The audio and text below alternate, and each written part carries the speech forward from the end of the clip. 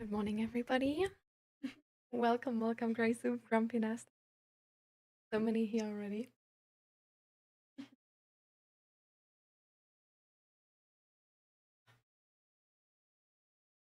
Welcome.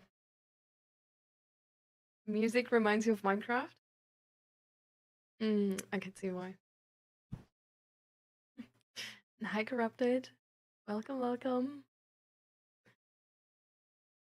So, how are you all doing? And welcome to the stream. The tea is just a perfect thing right now. Keeps my hands warm.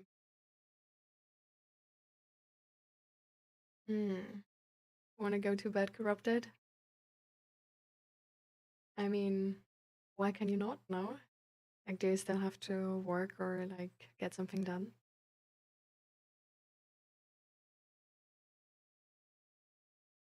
You were in the middle of that, of the two boulders? Why do you feel like that? What's going on? I feel like most of the Minecraft are really cool. Really good. I had 17 watch streak. Why did it get reset? We had like a league stream spontaneously at some point. I don't know. I don't know, maybe you always need to share it. Like, sure.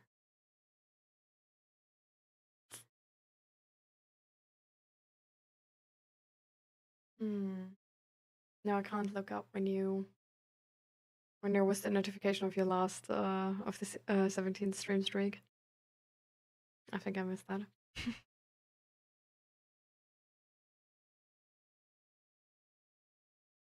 I need to get a bit comfy. You mean the jacket blanket thing, or thing I usually wear? You have stuff to do. I see, corrupted. I mean, maybe you can just, I don't know, nap at a later time. How am I dealing with the cold? Well, I just wear like multiple layers usually. Today I didn't because I thought it's gonna be fine. We'll see. And tea, lots of tea.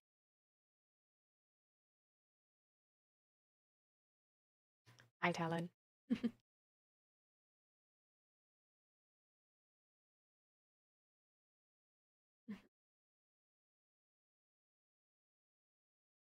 Fell asleep around 4 this stop it. Ready to walk the dog. Went back to bed at 8 and woke up again at 55. Oh, okay. Yeah, that's not a lot of deep sleep, I guess. I'm sadly allergic to cats. I don't know if I'm allergic to all cats, but I'm allergic to the cats of my mom. So yeah. Like I heard there's like some strategies you can do to like not be allergic to cats anymore. But I'm not sure if they like properly work and stuff like this. So I mean, even the naked cats, it really depends on like what you're allergic on and like how allergic you are. Because you can be on like allergic on like multiple things I've thought from cats. Like it can either be this like spit thing, or other stuff. Sure.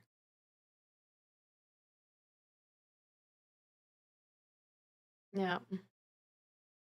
So I would need to just like make a test to like properly find out what I'm allergic and stuff like this. I haven't gotten around to it. I also do have to say I'm more of a dog person. So. Hi Ali. Welcome. Let's get to the question how I am. Because the ambulance was here yesterday. Um so that was really scary. Yesterday we were just out watching a movie and all of a sudden I got like really bad like stomach pain and like the like from stomach to like all the way down just essentially my entire body. But like really, really bad stomach pain. Like in a way where like you can't like talk because you have to breathe to like handle the pain. And then I actually got like I got like a weird like sort of like numb feeling in my hands and legs and in my face and my lips as well. And I had like sort of like my hands were like cramping up and I couldn't like properly talk anymore. And this like weird feeling you have when like your hands were like falling asleep, but then they like sort of wake up again, and then there's these like sort of like needles, but like I don't know, like less painful, more like this like weird shaky feeling on like a more, I don't know, detailed level, I guess. So yeah, we then called the ambulance because that was scary as hell. And when the ambulance came, they like took my blood and like tested a bunch of stuff. And but to be fair, like till they came, because they took pretty long, it actually was like sort of okay. But yeah, so we don't know where the pain came from. So we have no explanation for that. But it was like, well, I don't know, like it's gone now, so it's probably fine, I guess. And then after the pain, you can actually like did you all know that you can hyperventilate without breathing fast? Because I didn't know that. But hyperventilation essentially just means that you breathe more in than you breathe out. I didn't know that's a case, like that can be the case if you breathe slow, you know, if you just make like deep breaths, sort of. Well, apparently that can be the case. And I never had this before. Because when they like, so we were calling with them and they said like, sort of like deep breathe, like breathe deep. Well, apparently that made it worse. So, um, when the ambulance then like came, they just like told me like, yeah, just like try to like breathe normally because you're breathing like too much. And then because my like blood oxygen was at like 100, and it's supposed to be like 95 to like 98 or something. And apparently, if your blood oxygen is too high, you can get all of these like weird things that like um, that you feel like numb in your extremities and stuff like this. So apparently, all of the like freaking scary shit after the pain was essentially sort of like a panic attack, whatever. I don't know, like the hyperventilation thing. I don't think it was an actual panic attack because I wasn't having like too much panic. Like I was scared, but I was like focusing on the breathing, sort of like trying to like focus on what I can do instead of what I can't do. But yeah, so focusing on the breathing, with the breathing they told me to do, like on the phone. Yeah. Wasn't, I don't know, wasn't the best advice. Um, but yeah. So I guess I'm fine. Um, we like again, like we don't know where this like the where the stomach pain came from. Um, and that was like a lot of pain. Like that was really a lot of pain. Like I never had that before. So there could still be, I don't know, like in the next couple of days, like they like tested like the appendix and stuff like this to check if everything is okay there. But it was. So yeah, we, I don't know. Like the conclusion is we don't know what happened, but paracetamol fixed it. So that's good. um yeah. So yeah, that was the situation yesterday. For me, yeah, I don't know. Is it low blood pressure? I mean, I guess it could be. Like, I started a new medication yesterday, but I also, like, I told them everything and they didn't seem to get any conclusion from that. But I started a hypertension medication yesterday because it also helps against migraines. But it's like on the lowest, on a minimum amount, sort of. So I don't think it should have done anything, especially because it takes like, I don't know, like 6 weeks to do anything, really. But yeah. Hi, Thor. Welcome. Welcome, welcome, welcome.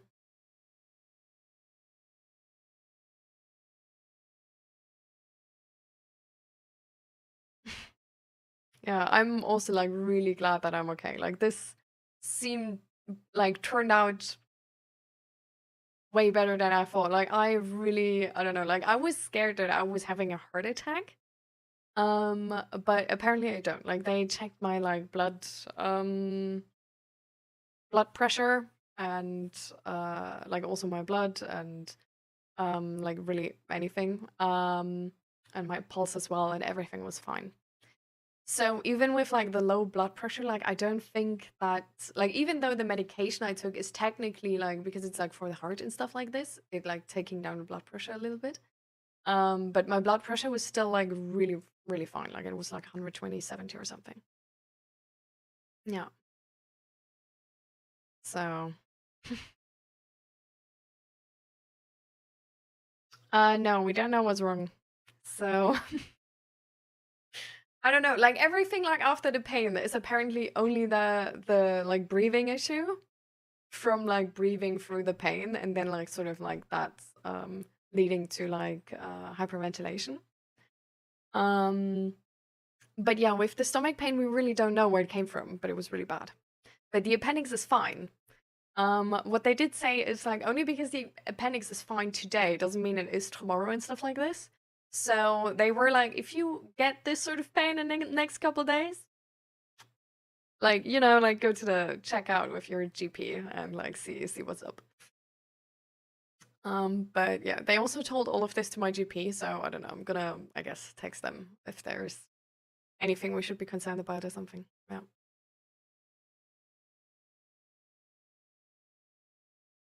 But yeah, I hopefully like I hope I'm not gonna do that again because yeah.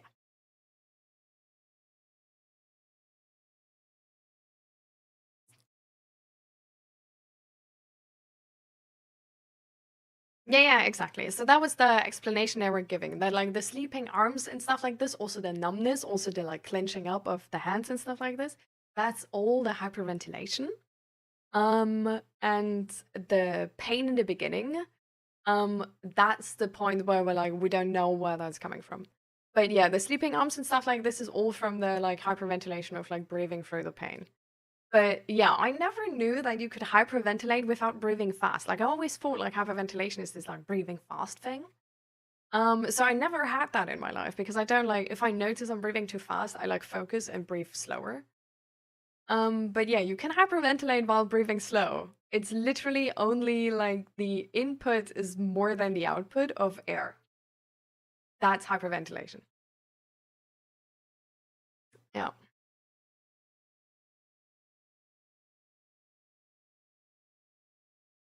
Not always. Okay, so like this is just how they explained it to me. That like hyperventilation, it doesn't really matter like if you breathe like how fast or slow you breathe. But yeah, that it's only about the like intake to outtake.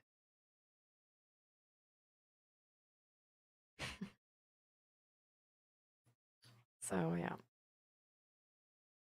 Yeah, exactly. So yeah, that was scary. But now I know, I guess. Um, and yeah, we sadly like we have no clue where the pain came from because that was a lot. Um, but I don't know, it's gone now, so there it's like hard to find out if you like don't have the pain anymore. And since they like came like I don't know, like they took quite long to be honest. Um, but like when they arrived, the stomach pain was like already getting like much less. And so it was like, yeah.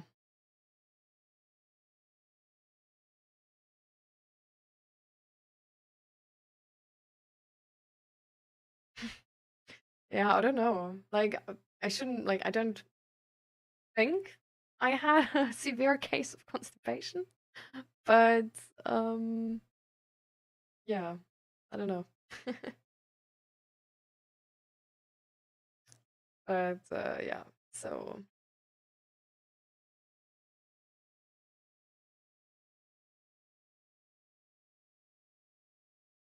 yeah, poor Cisco.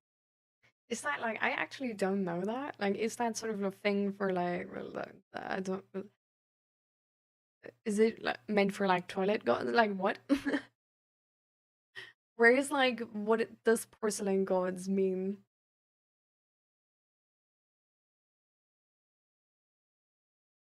Welcome to.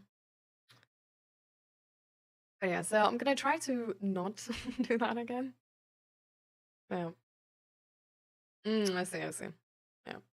So what I was sort of thinking, but yeah, not sure, Grumpy. Who knows? My ribs are just suffering. Can't imagine corrupted.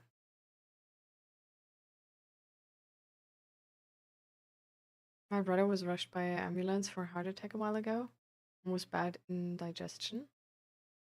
Okay, so that's maybe a more common thing. Like the only thing I know is like when I like the moment like sort of like very shortly after I took like I was drinking like one of those like ginger shots and like very shortly after that the pain started. So I'm just gonna hold back on those for a while. Um yeah.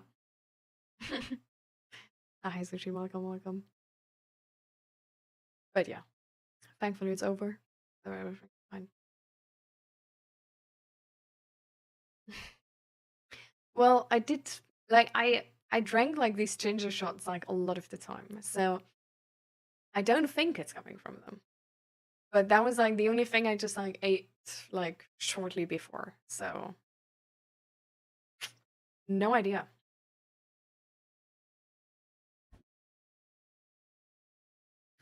Yeah, we had like the ambulance here yesterday too. Because I got like really, really bad stomach pain and then like my extremities were getting like numb and stuff like this and that was apparently from hyperventilation because for hyperventilation you don't need to breathe fast. And on the phone they gave me the wrong advice of breathing like really deep and I took that serious.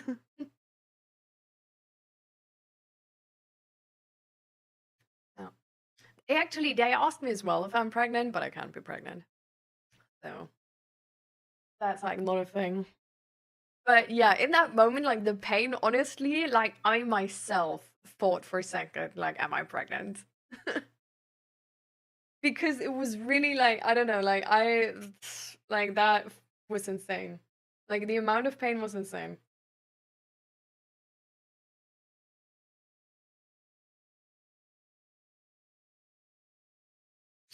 But yeah. So, anyways.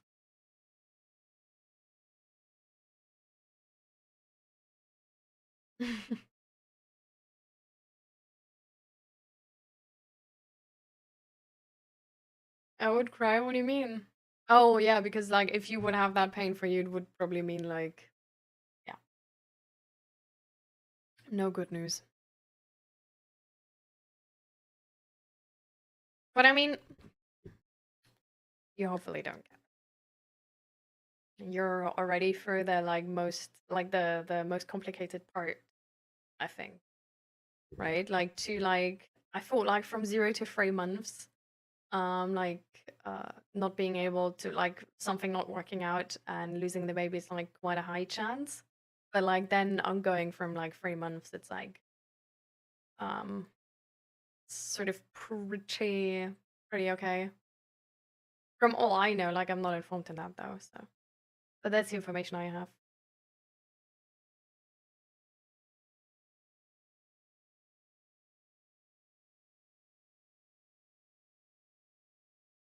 Oh my god.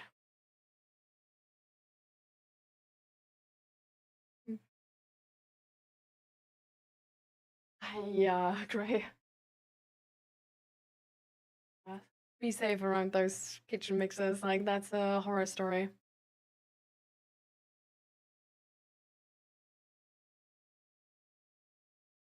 I feel exhausted in hospital before I quit my second job. Hmm. Like, I was only once in hospital when I broke my how's like that thing called? Like the bone which is going like here. In English. I have no idea. But when I was a kid I broke that. It wasn't my fault, by the way. It was my stepdad's fault.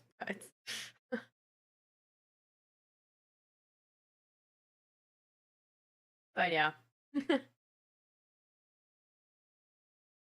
Otherwise, I fell quite a lot as a kid, like also from like bigger heights, but my parents just never took me to the hospital. So that's actually why we did the X-ray. I also have news on the X-ray, by the way. Like X-ray seems fine, so they don't think anything is going on there. Like they can't see any sort of like past fractures or anything. And I got like the hormone test back as well, and my doctor was like really clueless. To the point where I was like, why did we make the test if you have no idea? Um, oh my god.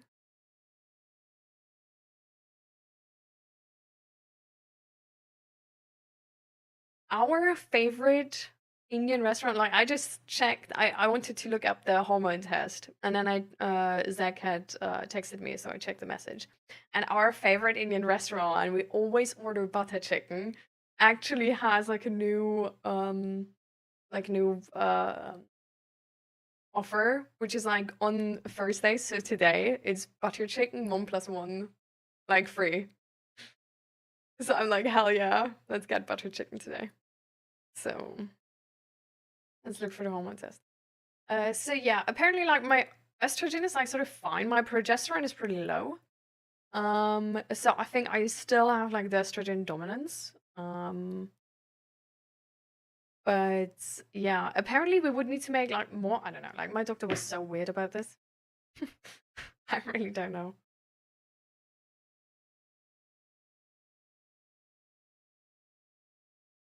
That mixer's like 5 feet tall. Oh, so it's not just kitchen mixers. It's like restaurant level kitchen mixers. Oh, geez, great. I'm the only one with news. Is that like good? I think that's good. We don't talk about how many bones have been broken for me. Have you broken so many bones? Is that common, guys? Like, usually in the friend group, I'm the only person who ever broke anything, actually.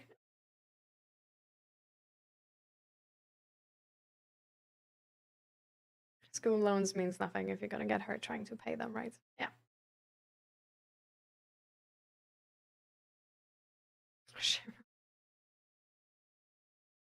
Oh my god. Or shut it down, but you're gonna get +1 butter chicken. I'm sorry, guys. And this is like, you know, I was I was not expecting this news. Okay, I didn't prepare for for that.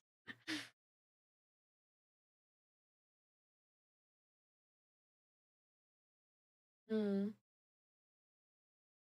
I mean, we can talk about emotional neglect in a second. Let's finish this topic. So,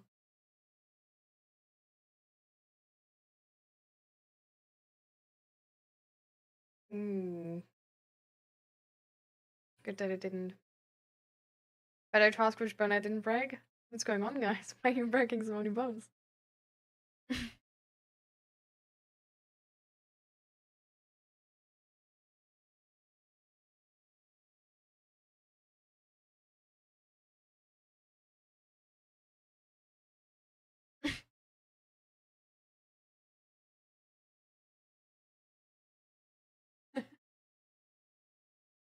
All right. So, yeah. So that's all news I have. Like I'm starting that new medication, and we're gonna see if that helps with the headaches in like 6 weeks or something. Um, And uh yeah, apart from that, like the hormone test is sort of like I don't really know what to like. The doctor didn't do shit with the results, honestly. Like I don't know. But I sent them my mom, and she's gonna help me interpret those. Like she read up about hormones a lot because doctors are low-key clueless. But yeah, for sure, Gray. Literally this, like every time you guys are like doing like really nice things for each other or like giving each other emotional supports and stuff like this, I'm really proud. Thanks, that one, butter chicken. Sorry, guys. Sorry, not sorry, actually. Butter chicken is amazing. Broke my collarbone and my ankle, that's the only thing. As if, like, what? Or also two things. What? Like in school, like literally in school back then, Lord, we had like kids. You can't leave kids alone. Kids are so freaking stupid. Oh my lord. Um, we were low key bullying each other for like who broke their bones already. Like it would be our own fault, and like that would mean we're like weak or something. Like it was thankfully like I was not at a school where bullying was like in capital letters a thing, right? But still it was like this, like then you just made like a snarky remark, and like people were like, well, I didn't broke anything. And it's like, yeah, like I felt bad for having broken something and felt like, oh man, like my stepdad is like at fault for this, but now I have to say like I broke something and I'm not as cool as the kids who never broke something. Like that was literally our school. That was so stupid.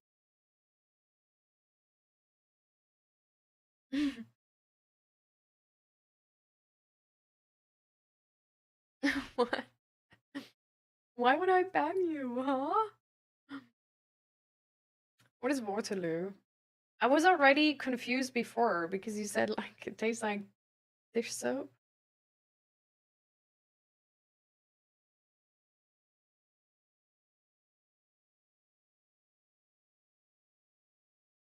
Yeah, literally like I only know like the city.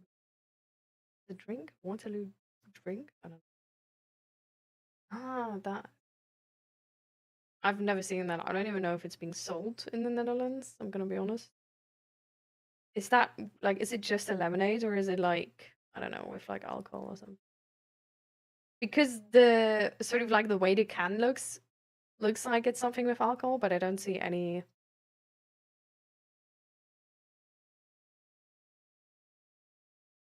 Mm. I don't think this is sold in.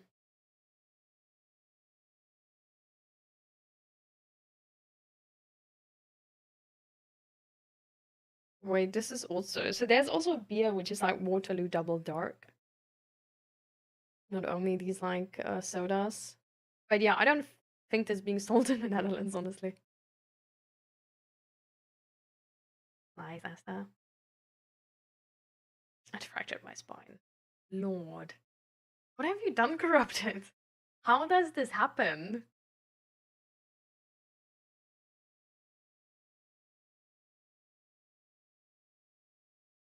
I remember smashing my face in the cardo gym. Oh god.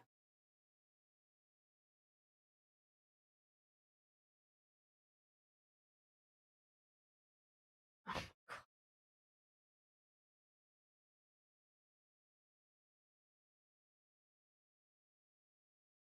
god. It's just like sparkling water with like a taste. I see.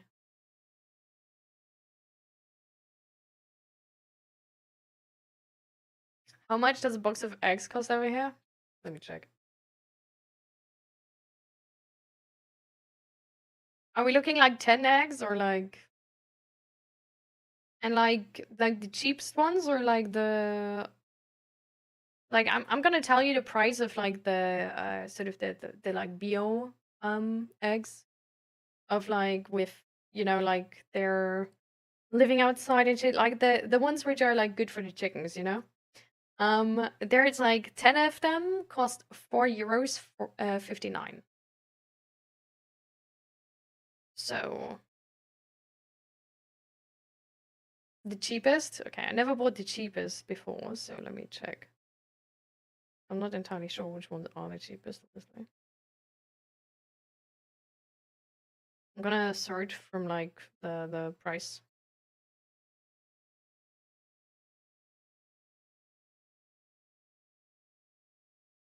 These are only 6 eggs. Wait, these are 4.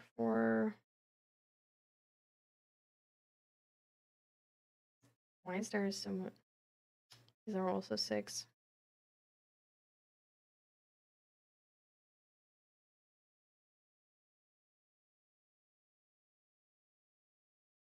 Also 6.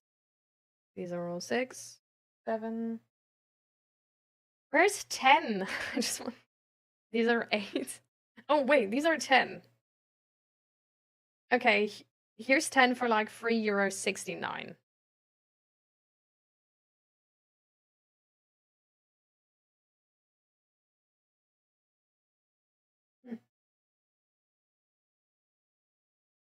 Yeah. So how much are like eggs at your place? Like 10 eggs and the cheapest ones.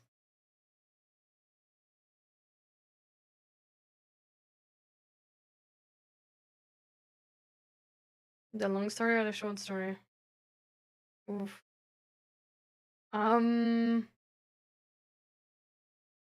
Let's.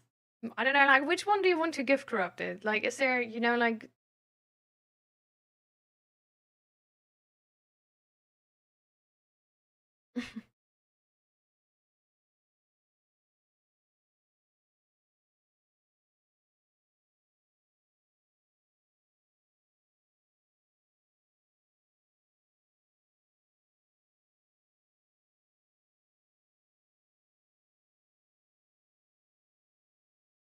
Juice eggs are $2.55.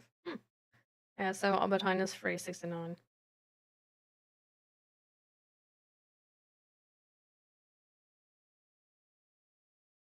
£1 of eggs. What is £1 of eggs? Is that like 10 or like what? Less than $2 when converted? That's pretty cheap.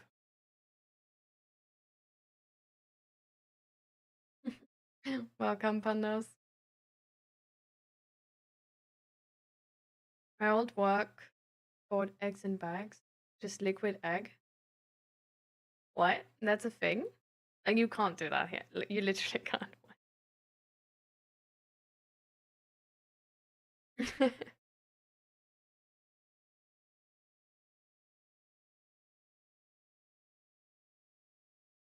Quality of life is really high.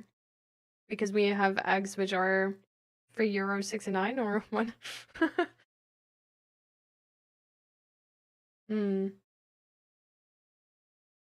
It's the only one I have the app from, so I don't know how much it costs at like Lidl.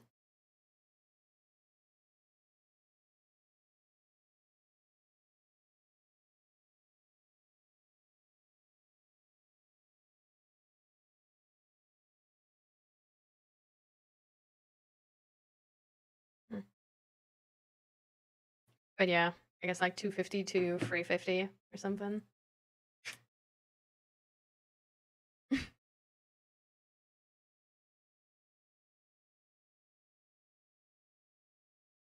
Oh. Okay, but like you bought them for the commercial kitchen. Like, you don't get this at a normal supermarket for like normal people, like cracked eggs, right?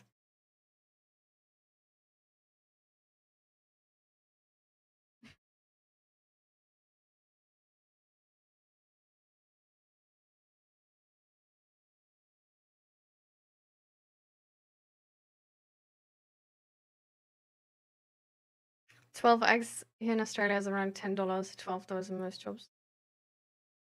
What? Wait, let me check now. What? Dollar to euro. Oh, this is too much. It's like US dollar and like Australian dollar. Is that different?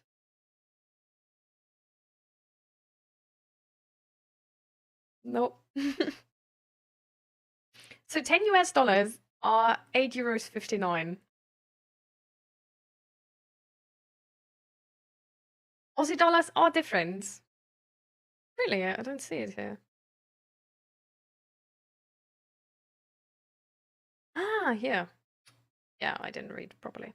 Yeah, it's like €6. Yeah, like €5.76, and 12 is like €6.90.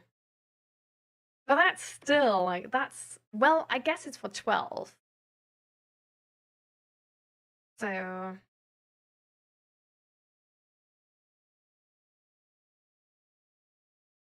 So at least it's also cheaper than here. Like I guess like the cheapest ones wouldn't the cheapest ones are still cheaper here. But we're just comparing like price.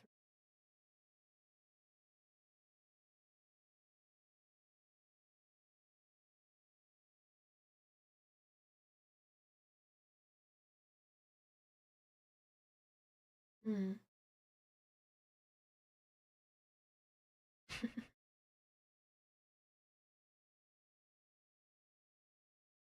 I think it's like $5 here. Yeah, I guess that's comparable. What is 0.7 kWd? How much euro is that?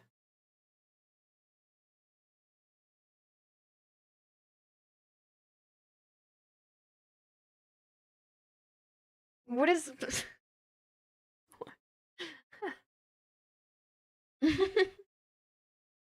Thanks, my I am calculated by weight. That's actually so smart. What the fuck? Yeah, no, here it isn't. Roughly €2.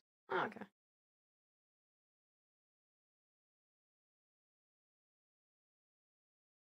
They're $13. What was the last thing you said?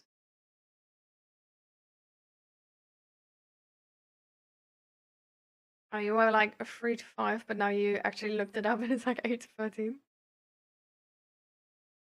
Mm. Yeah, my mom actually also gets eggs from a farmer and they're way cheaper.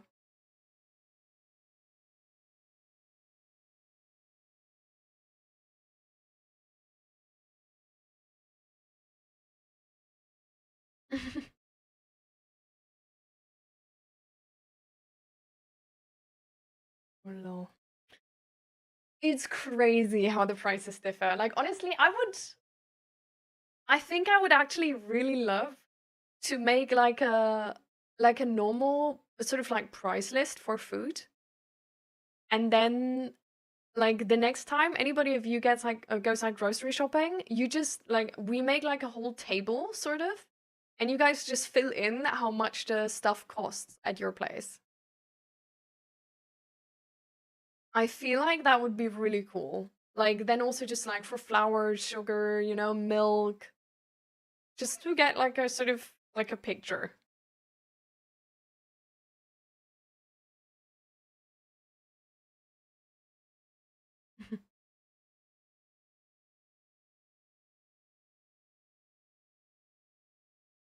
Yeah, farmers market, I don't know. I just know that like if you know a farmer in your like where you live, and get them from them specifically. Like my mom, for example, I don't know, she pays like €1.50 or something.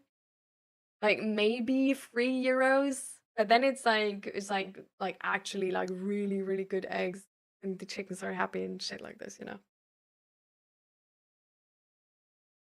I left my glass on and thought this was a cute hello emote. Close enough. Nice.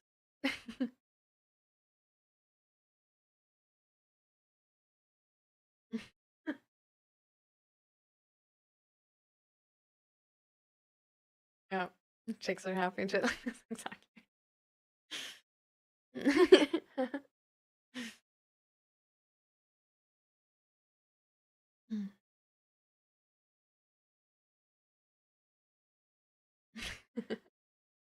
All right, guys. Let's move on to the next topic. What is the next topic? Um, actually, before we move on to the next topic, I painted the diet. I want to give my therapist. I'm not entirely sure if they like finished it because for whatever reason, I feel like some of them are like a bit matte.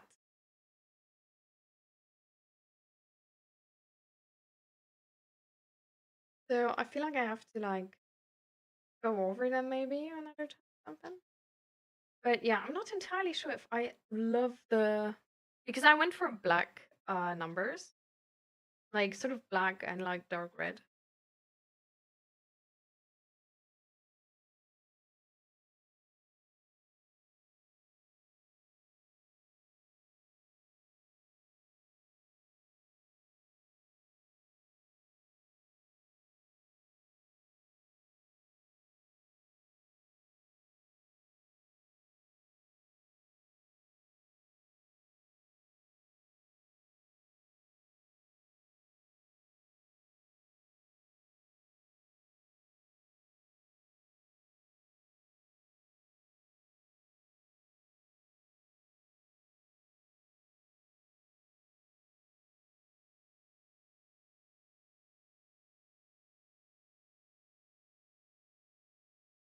Mm, yeah, I'm not entirely sure if I love but like they are like really pretty.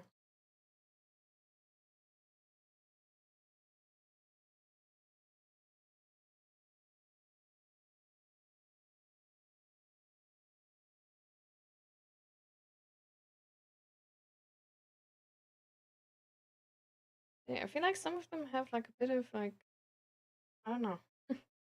But it's like the one is like red. The one you die if you roll this is like red. And then the one which is like the highest number is like more gold than the other side.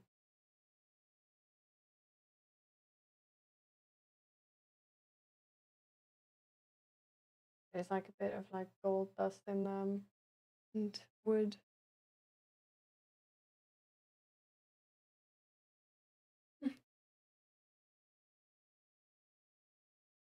Yes. Yeah, so I'm like yeah, I'm not entirely sure if I love the black. I feel like it made them like really like dark. So I'm gonna see if I might like change the color still. Maybe actually go to gold. I feel like it's so nice how like the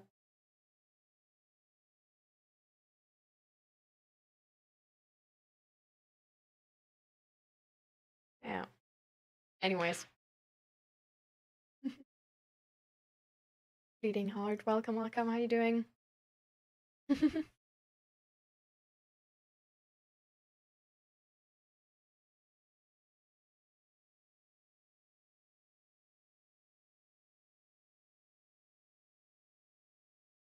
Oh, I have no idea about like keeping chicken. I know that a lot of people do though. Emus have like really cool eggs. Never had like an emu's egg.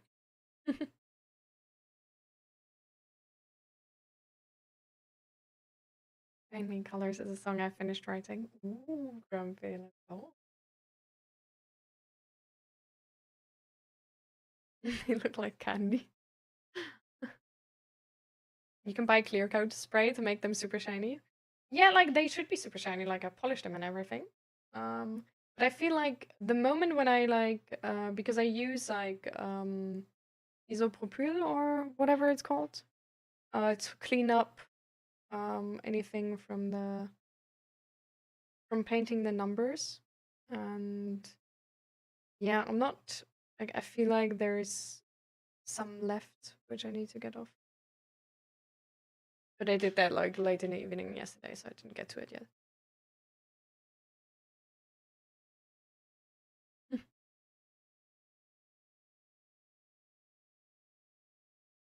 Welcome, Snack Sparrow. Yeah, I'm also not entirely sure about the black. But I feel like red numbers are don't feel like I want to go for red numbers. I think that's gonna make it like, But yeah, gold numbers could be a thing.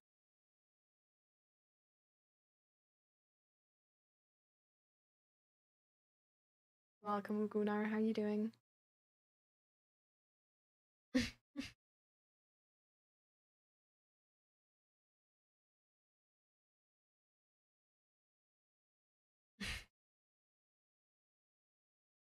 Hmm.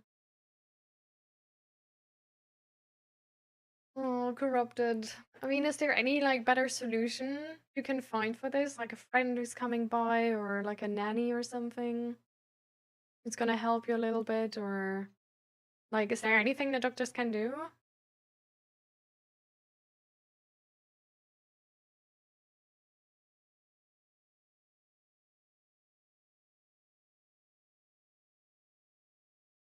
I'm glad, Ellie. I got one of the new dice molds, by the way. The other ones are still coming, but like I spent a little bit of money of money on dice molds. Like the next dice are gonna be like really cool. Like I got like a mold for like inserts and a mold for the actual dice. What that means is you make like a small dice and then you put that small dice in the big molds and cast again. So it takes longer, but what you can do is you can take that like small dice and put like any type of like nail stickers or washi tape or even paint on it yourself. Like you can do anything and then cast it in the regular size dice. Yeah, that's really cool.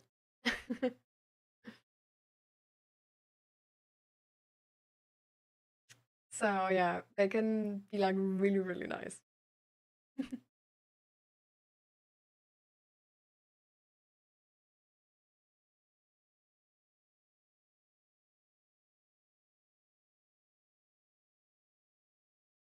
Put up the numbers with UV paint.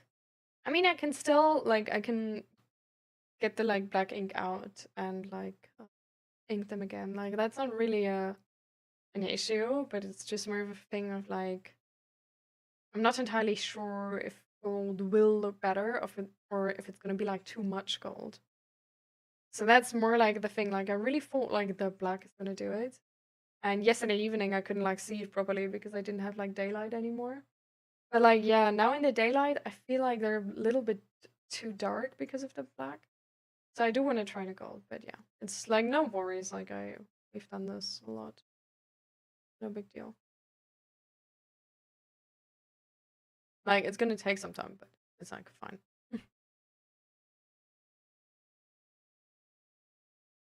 Just have to suffer with it, corrupted. I mean, maybe you can just like spend some time with like I don't know, like if you have like friends or family who like can come around or something. Because we know, right, that like if you have like any sort of like loved one and you like hold their hand, you'll have like less pain. So, I mean, maybe that could just be a thing.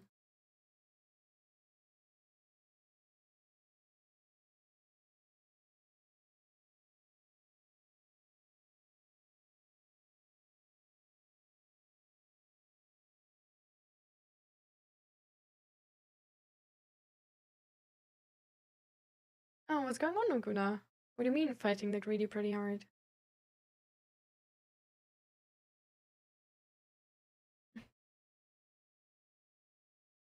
Did you glaze your mug as well? Nah, the mug I just bought.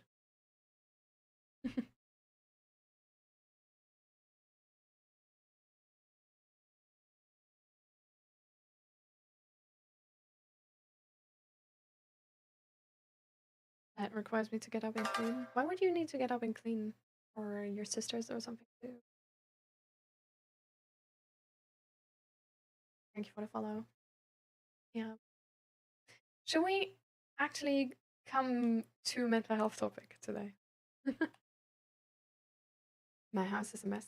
I mean, that's fine though, right?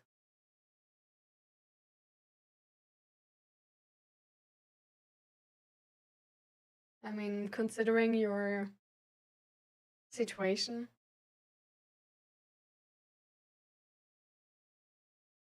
do you worry that your sister's gonna judge you?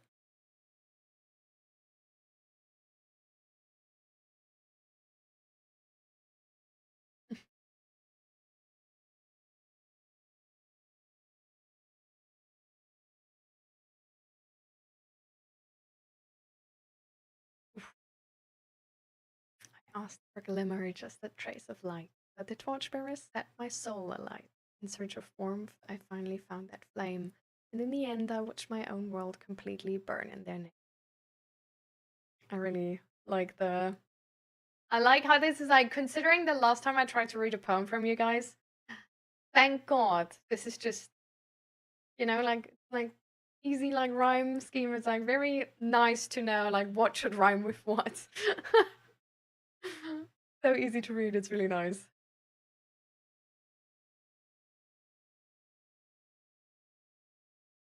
To fight for better healthcare and a few other things, fighting the greedy impositions that make laws.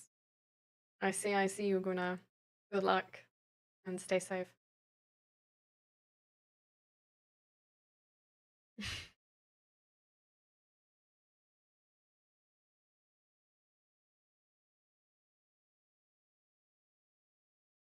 I've heard it. Warm's a very place that first. Really nice.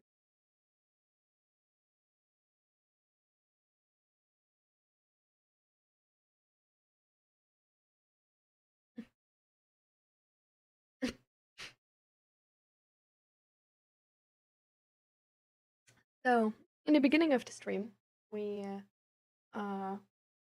Asta brought up a topic actually. I don't know if Asta is still here. I think he was making like lasagna, so I'm not sure.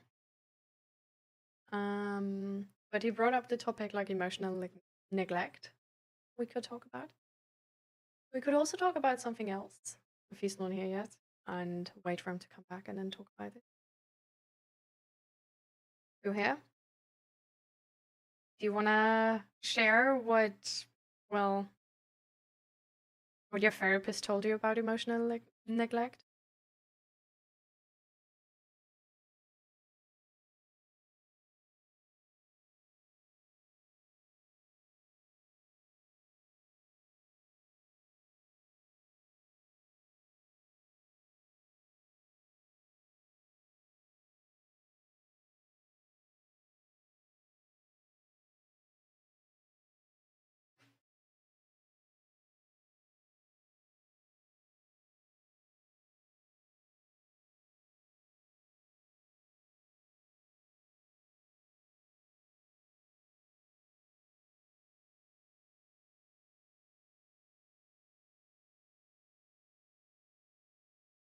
Mm.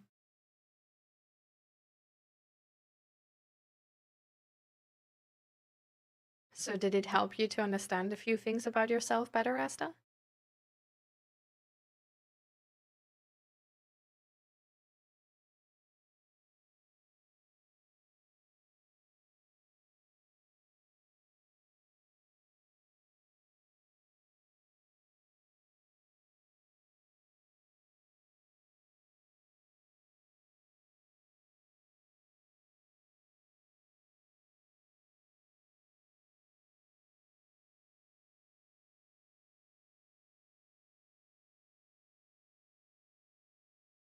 Oh, I'm so hungry.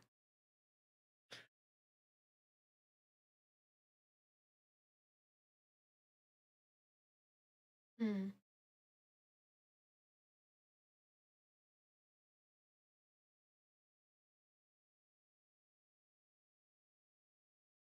My foster parents use emotional neglect as punishment by ignoring me for 3 days, up to a week. Do you understand already how that shaped you today?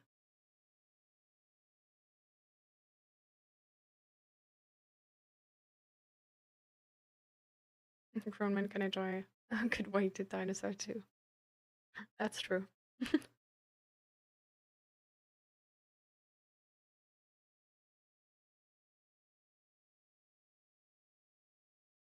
I know I have a really strong emotion when it is silence. Hmm. Did you also talk about attachment and attachment styles connecting to emotional neglect?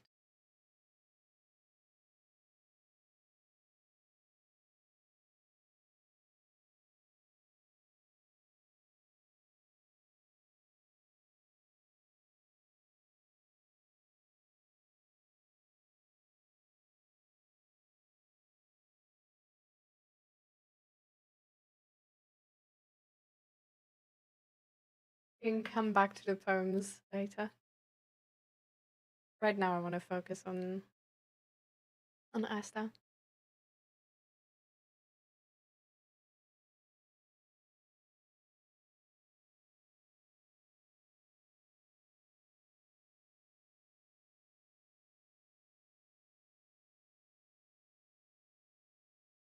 It does, because my brain will go in hyper overdrive if someone doesn't answer for a day. I feel like I'm getting abandoned. Mm.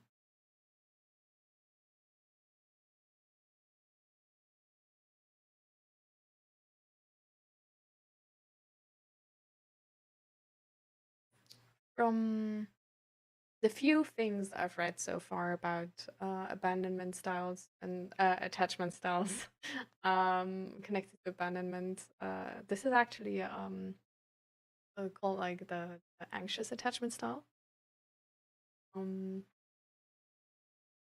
But it really depends on like how people describe it. There's a lot of resources which like describe it like entirely different than the next resource. So it's actually quite hard to read up on it. I was sort of like waiting for it to come up in my psychology book I'm writing. But actually,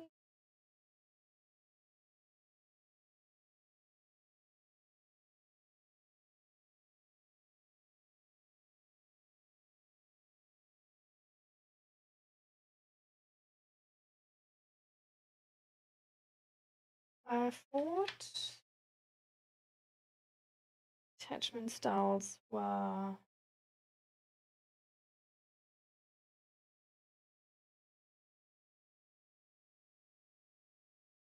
also in this book.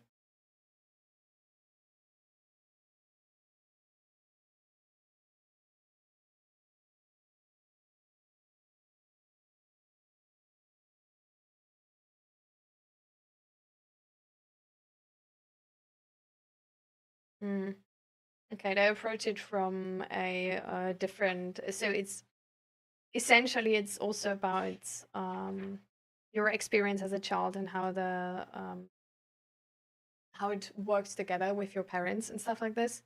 But they don't use these like anxious attachment style and stuff like this. But they actually use instead like different child modes you can have.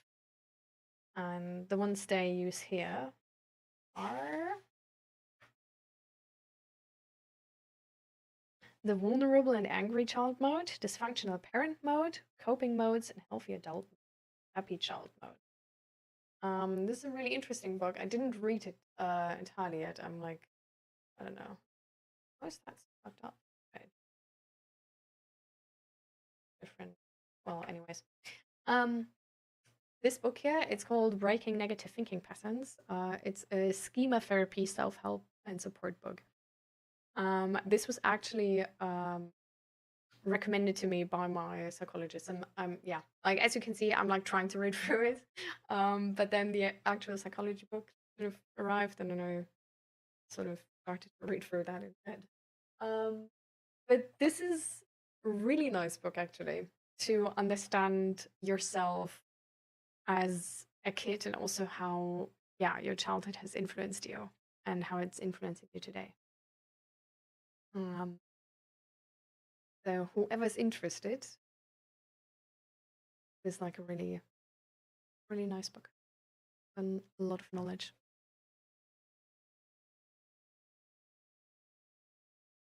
Yeah, with the attachment styles again, like when I looked it up the other week to actually like get a little bit more into it, I noticed that like depending on like the sources you take into account, a lot of the sources describe attachment style different, and even name like different like types of attachment style, but also name different も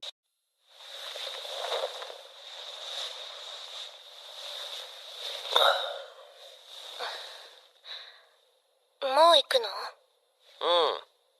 お仕事行かなきゃ。今から？夜のお仕事をしてるの？秘密。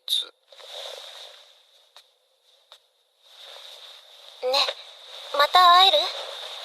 あなたのこと気に入っちゃったわ。嬉しいけどダメ。どうして？お姉さんの運命の相手が俺じゃないからかな。何それ、かわいい。そういうの信じてるんだ。まあね。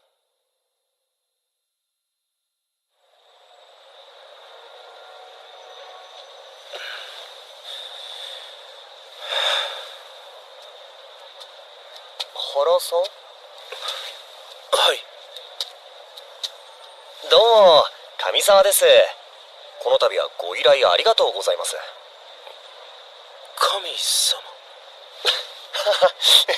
違います。沢です。上沢。輪っかの輪。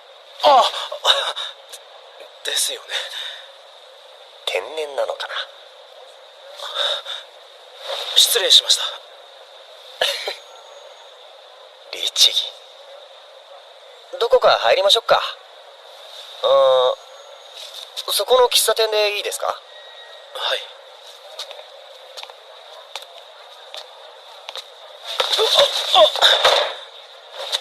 大丈夫ですか？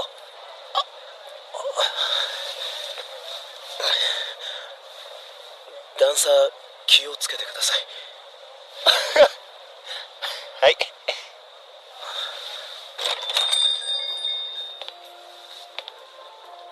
お先にどうぞ。どうも。紳士。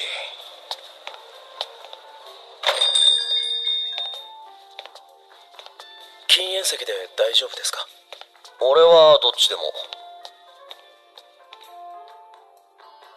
物腰も柔らかいし、所作も綺麗。完璧そうなのにちょっと抜けてるところが隙があって可愛いし、顔もいいし声もいいしモテそう。俺相手にこんな扱いなんだから、そりゃ勘違いする女も出てくるんだろうな。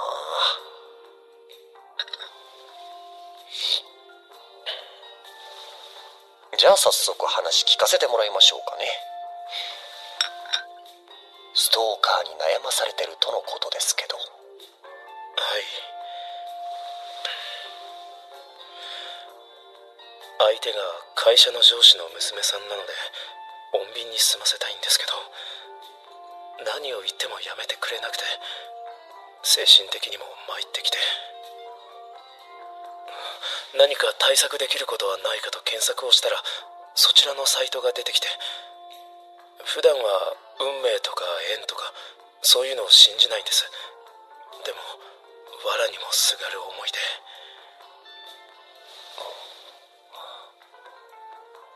綺麗な手してるな。爪も切り揃えられてるし、形もいい。それで本当なんでしょうか？人の縁が切れるというのは。はい。人の縁ってね、糸のようなものでつながってるんですよ。いいものも悪いものも。糸。それをね、俺は見ることも切ることもできるんです。糸を切れば縁も切れるので、その女と会うこともなくなりますよ。正直まだあまり信用できてはいないんですが。よく言われます。まあ目には見えないことなんでね。すみません。いえいえ。料金は後払いでいいので、まずはサクッとやっちゃいましょう。サクッと？その人は今近くにいる？この店の壁際の席に黒い服を着た女性です。あの人。隣失礼しますね。はい。ちょっと首元触りますけど、じっとしてて。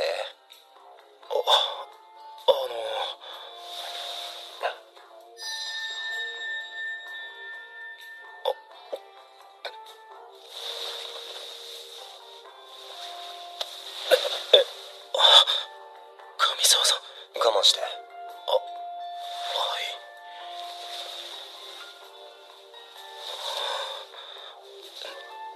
何をしているんですか？あの女と繋がってる糸を探してるの。この辺にあるのは確かなんだけど、なんせ量が多いから見つけるの大変で。運命の赤い糸ってあるでしょ？あれは場所が決まってるし、赤い糸は一つだけしかないから見つけやすいんだけど。赤い糸、聞いたことはありますが、本当にあるんですか？うん。左右どちらかの小指にね。原さんは左だね。まだ誰とも繋がってないみたい。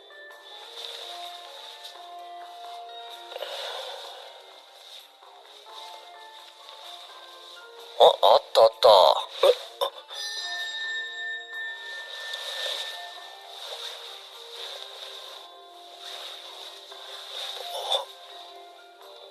上沢さん、何を？終わったよ。今ので？彼女見てごらん。ほら。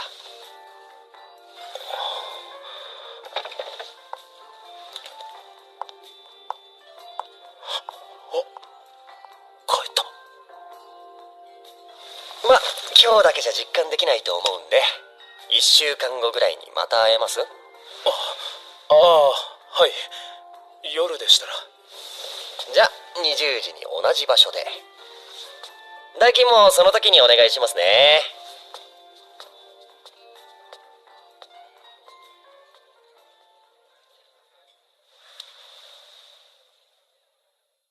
1週間後。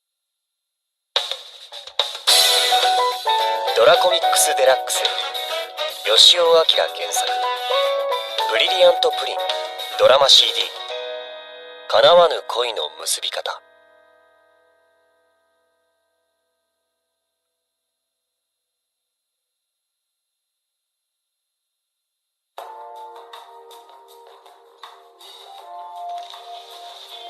お題です。念のためご確認をお願いします。はい、確かに。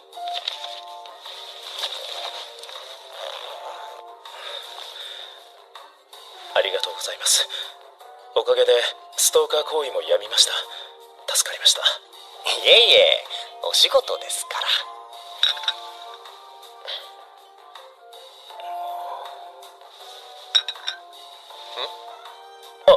いえ。いつからやっているんですか、このお仕事。18の時からだから、もう8年になるかな。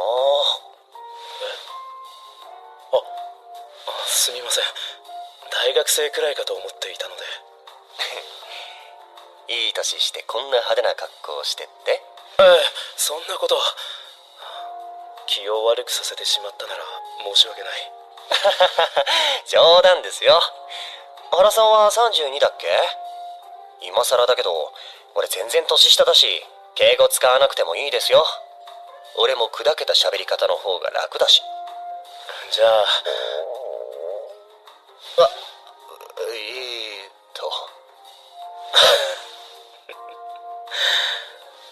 何か食べに行く？おごるよ。じゃあ、お言葉に甘えさせてもらおうかな。喜んで。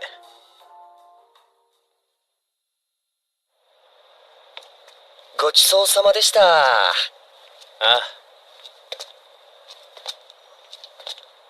君はいつもこうして依頼人とご飯食べたりするの？時間帯によるかな。でもいつも軽く食べるくらいだから、こうして飲んだりするの初めてかも。そうか。だって普通はそんな知らない人誘わないでしょ。原さんよく俺のこと誘ったよね。君こそよく知らない人の誘いを受けた。確かに。原さんいい人そうだし、それに多分もう会うことないだろうから、最後にいいかなって。何？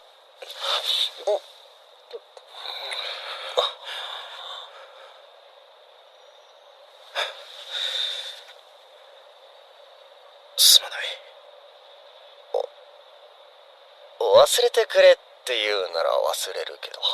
そうではなく、君の意思も聞かずにキスをしてしまったことに対して。真面目だな。別にいいよ。そんな大事なもんでもないし、お酒のせいってことでね。酔ってるからしたんじゃない。君のことが好きになってしまったんだ。ただの依頼人で終わりたくない。気の迷いだよ。俺たちまだ2回しか会ってないんだよ。大層な理由がなければ人を好きになってはいけないのか。そういうわけじゃないけど。何、原さんってそっちの人なの？人を好きになるのに男も女も関係ない。初めて会った時の君が俺の首に触れた時の感触が消えなくて、君の視線も匂いも全部この1週間ずっと忘れられなかった。今日を逃したら君はきっと俺のことなんてすぐ忘れてしまうんだろう。そう思ったら体が勝手に動いていた。ねえ、運命の赤い糸の話覚えてる？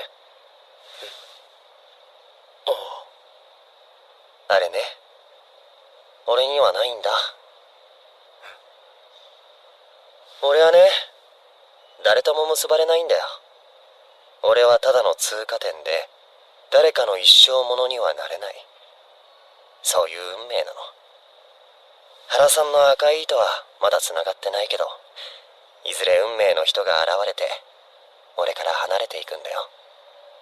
じゃあ今どうしようもなく君を好きな気持ちはどうすればいい？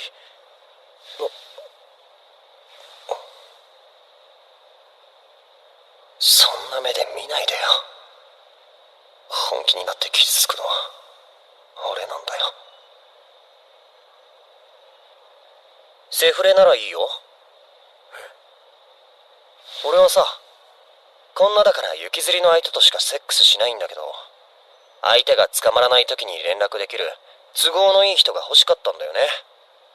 ちょうど今日も一人で寂しいなって思ってたし。原さんさえ良ければだけど、ここまで言えば諦めてくれるでしょ。そういうの嫌いそうだし。わかった。え？行こ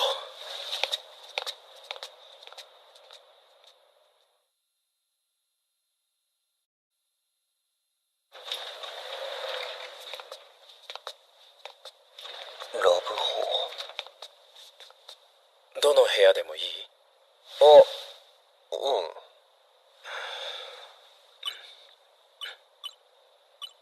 本気？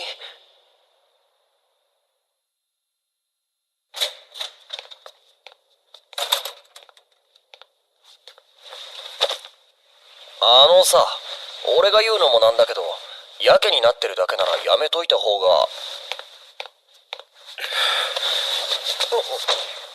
原さん。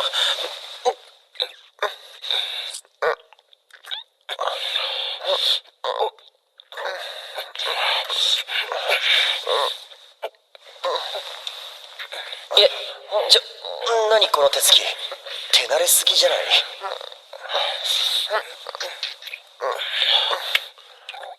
やばい、声出た。っていうか、ちょっと待って、これ以上はやばいって。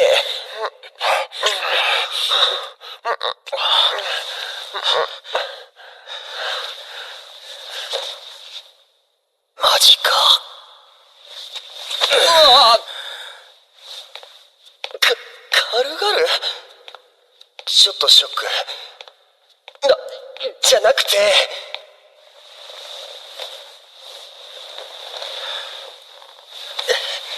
ちょっと待って。本当にいいの？やったからってほだされたりしないよ、俺は。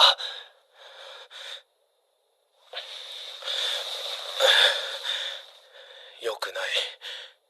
よくはないけど、君が欲しい。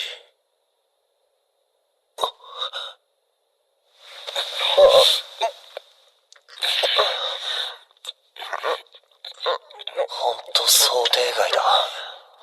あの時壊れ物に触れるようにキスをしたこの人が、律儀で誠実で真面目そうなこの人が、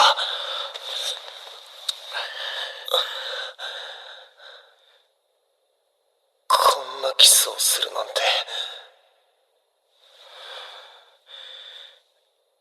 君は男としたことがあるのか？まあ何回か。やり方はなんとなく知ってる。でももっと先のことだと思ってたから、ちゃんとは調べてないんだ。どうすればいい？教えてくれ。準備が必要だから風呂場に行かせて。わかった。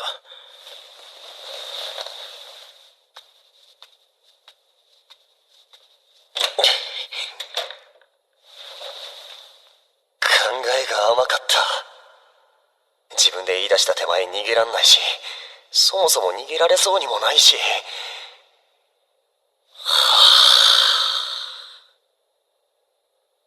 まあいっか。相手を探す手間が省けたと思えば。それに君が欲しい。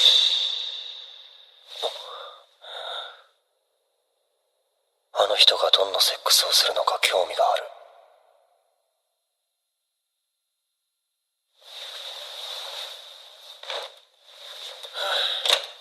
うわあ、びっくりした。ずっとそこにいたの？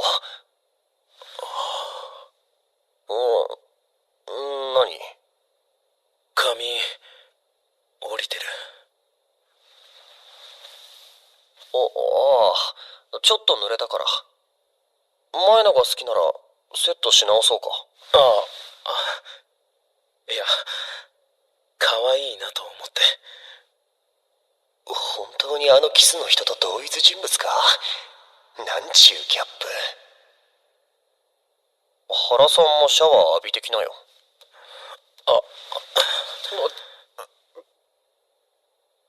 今度は何？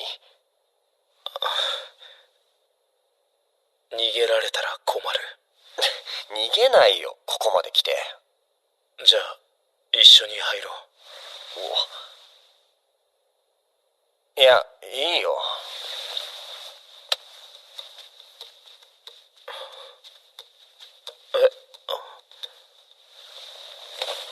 このまましよう。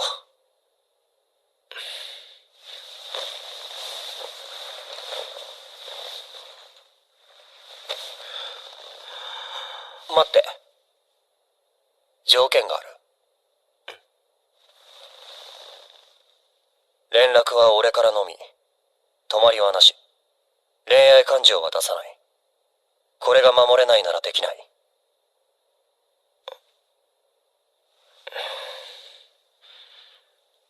わかった。不満そう。君の名前は？何突然。名前を呼びたい。別に名前くらいいいか。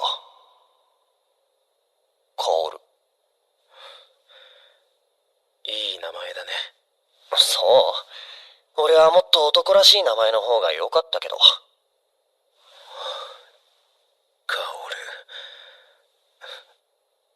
薫くん。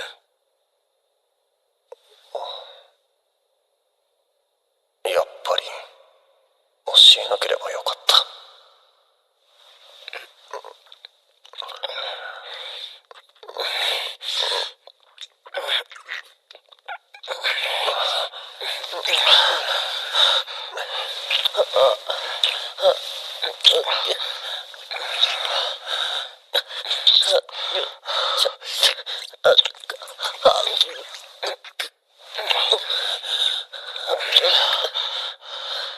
ここ感じる？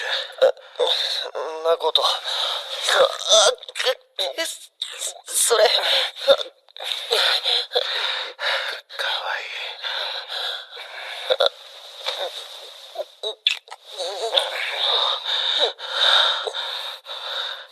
カオルくん、下脱がせるよ。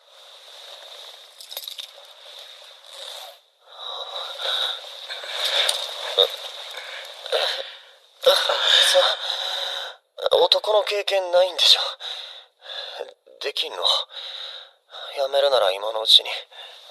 カオルくん、ほら、触ってみて。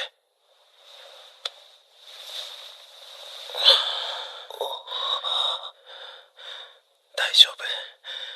ちゃんと興奮してるよ。ガッチガチ。それになんかでかくない？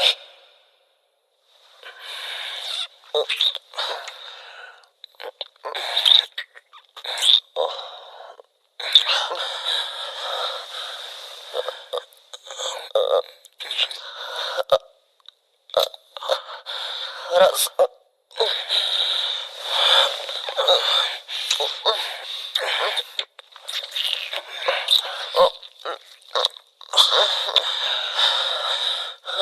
オルくん、ちょっと待って。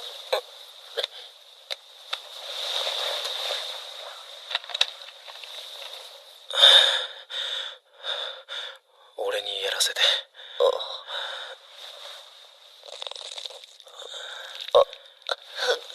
冷た。すまない。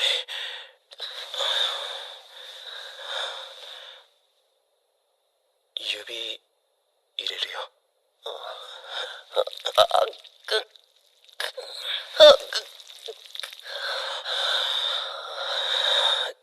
カオルくんの中、あったかい。あんま強くしないで。俺も別に慣れてるわけじゃないから。わかった。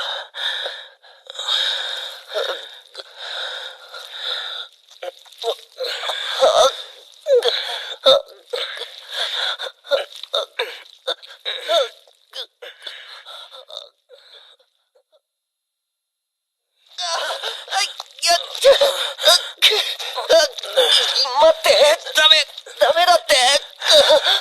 ダメ？何がダメなの？随分と良さそうだけど。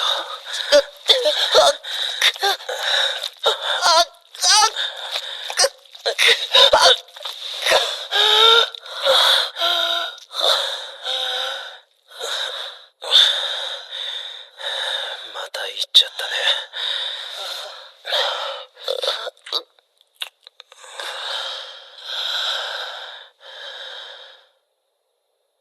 収まんない。カオルくん、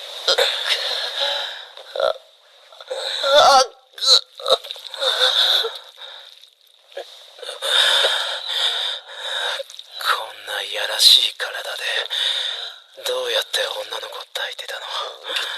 違う。あんたがうまいから。こんなの初めてだって。そう。じゃあ俺がカオルくんを女の子みたいにしちゃったんだ。女の子って違うの？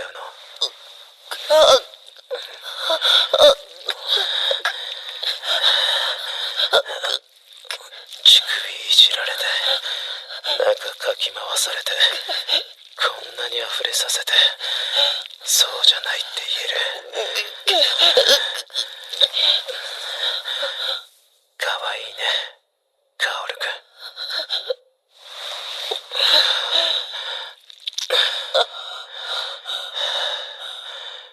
ん。いい？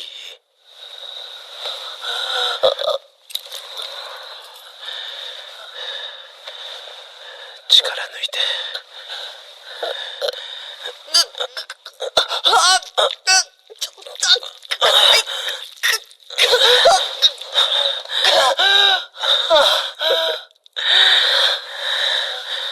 入れただけでで言っちゃったの。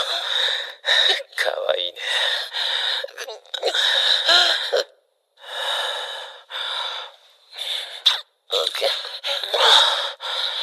あと何回生きるか試してみようか。この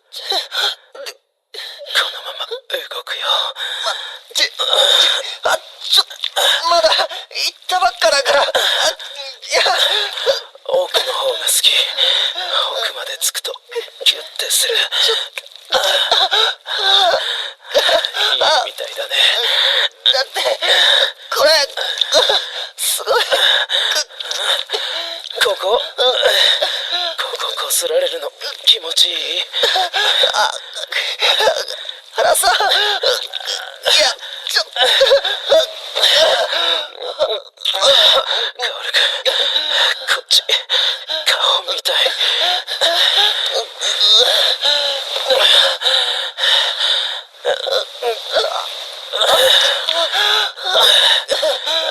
カオル君、キス。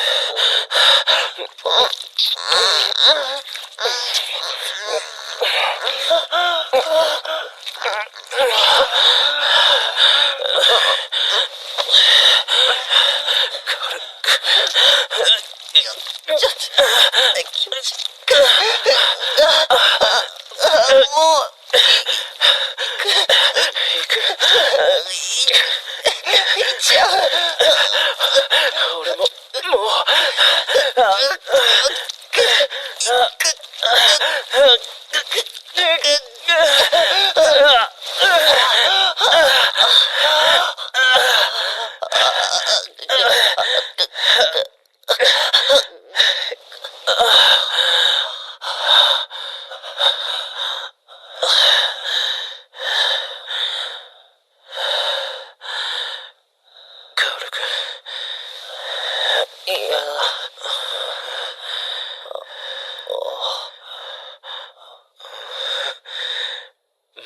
欲しい。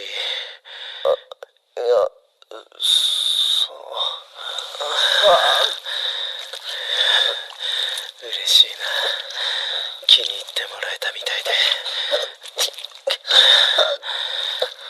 立て続けは辛いかなって思ってたけど、いらない心配だったみたいだね。い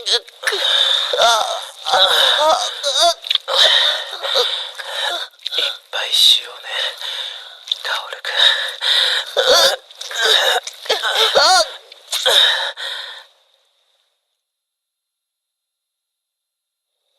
よがり狂ってしまった。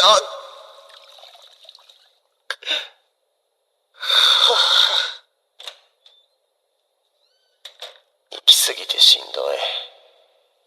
それに引き換えタオル濡らしてきた。足拭くから俺の膝に乗せて。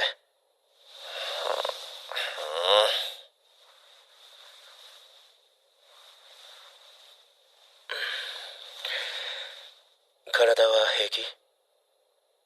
平気じゃないよ。原さんってセックスの最中は意地悪くなるんだね。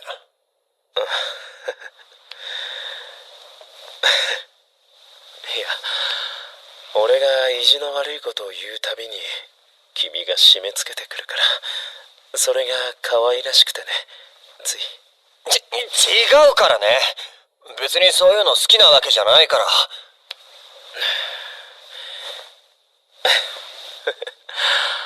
終わったよ。ベタつくところはない？ないよ。ありがとう。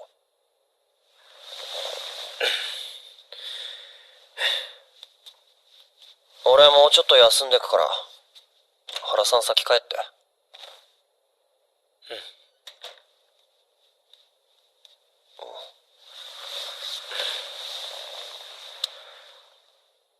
連絡待ってる。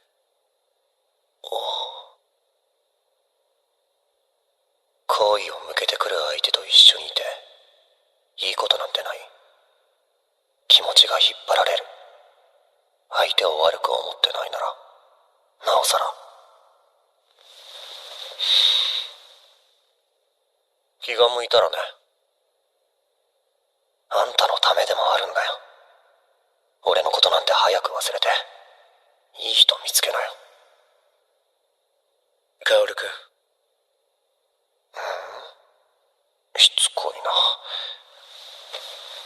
何？おや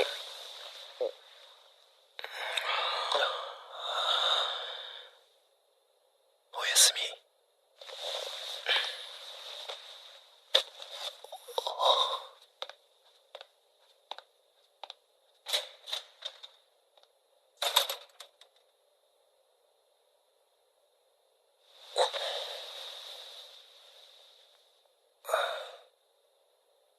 余韻残してかないでよ。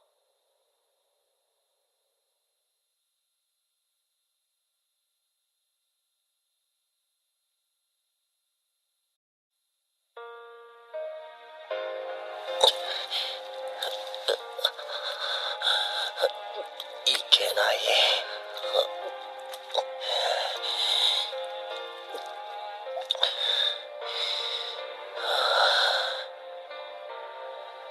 あれから2ヶ月、男女問わずいろんな人と関係を持った。気持ちはいいけど、あの時のことを思うと全然物足りなくて。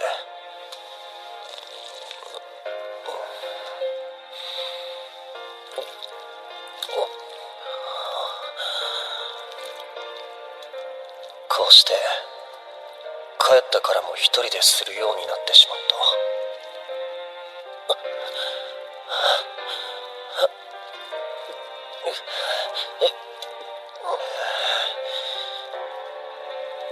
全然違う。こんなんじゃなくて、もっと。カオル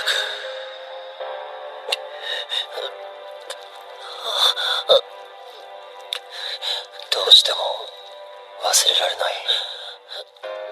あの人のジョージの時に少しかすれる甘くて低い声、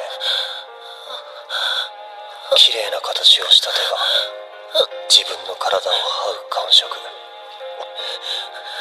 劣情をはらんだ鋭い視線、息遣い、体温も全て今も鮮明に思い出せる。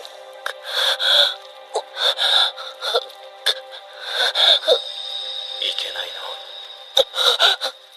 呼んでくれたら俺が何度でも行かせてあげるのに。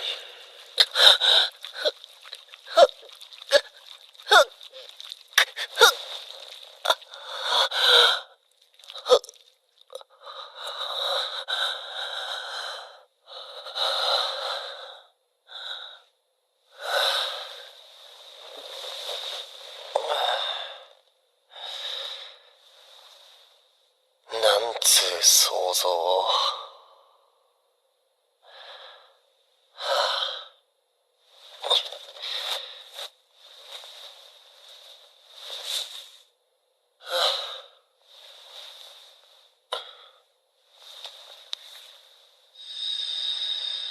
連絡待ってる。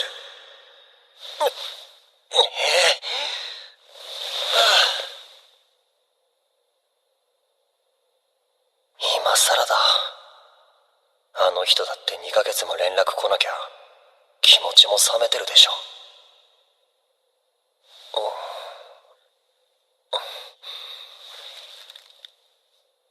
確かめるだけ。断られたらそれでいい。この電話を最後にすればいいだけの話だ。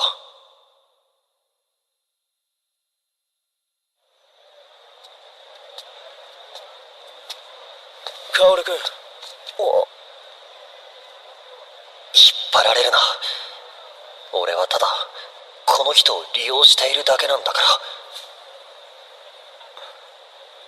どこへ行こうか。もうご飯は食べた？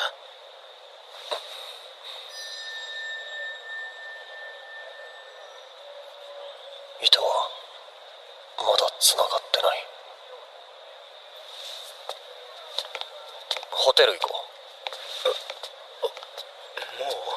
そういう関係でしょ、俺たち。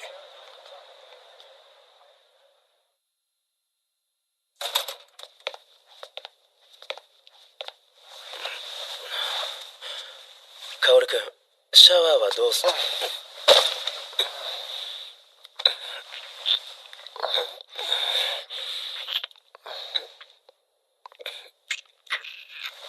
原さん、早く。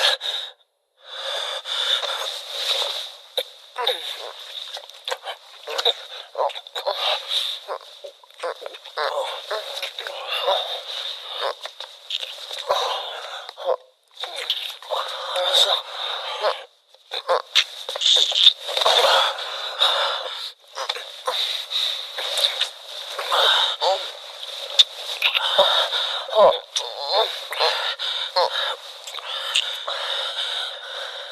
シャワーはいい。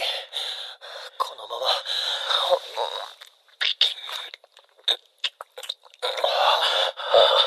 香るか。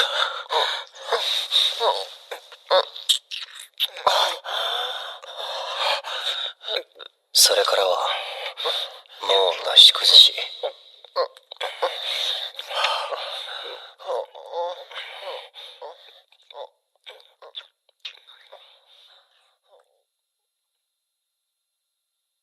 ためらっていたのが嘘のようにずるずると関係を続けている。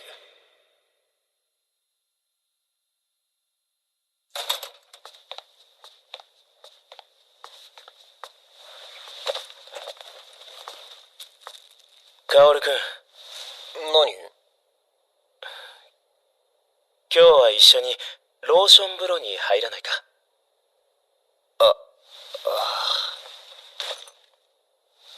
入らないよ。そういうことしたくないって言ったでしょ。でもすごく気持ちいいらしいよ。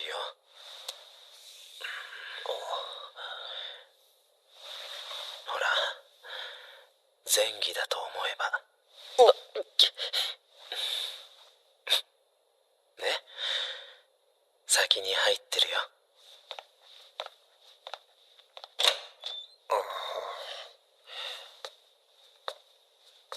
なんか俺、気持ちいいことなら何でもすると思われてない？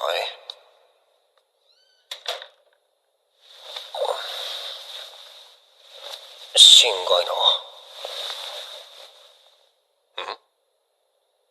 いや、いいんだよ、それで。俺が原さんと会うのは、原さんとのセックスが気持ちよくて、一番相性がいいからなんだから。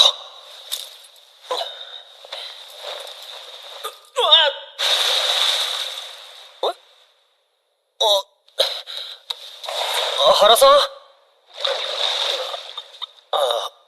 カオルくん、いや、足を滑らせてしまって。ローション風呂ってこんなヌルヌルするんだね。あれ、起きられないな。カオルくん、すまないが手を貸して。ダッサ。何してんのもう。あんたってほんと。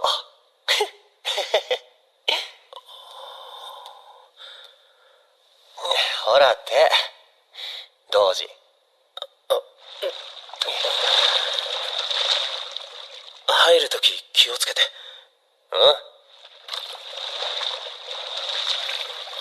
ほんとだ。ぬるぬるして気持ちいい。カオルくん、そっちじゃなくて俺に寄りかかって。ちょっとこの体勢は。ほら、こっちの方が触りやすい。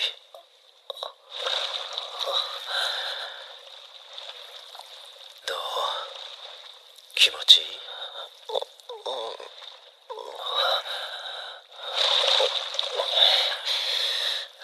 原さんはなんか俺にしてほしいことないの？いつも俺が気持ちいいことを優先させるじゃん。さすがにしてもらってばっか気が引けるというか、まあ嫌なことは嫌って言うけど。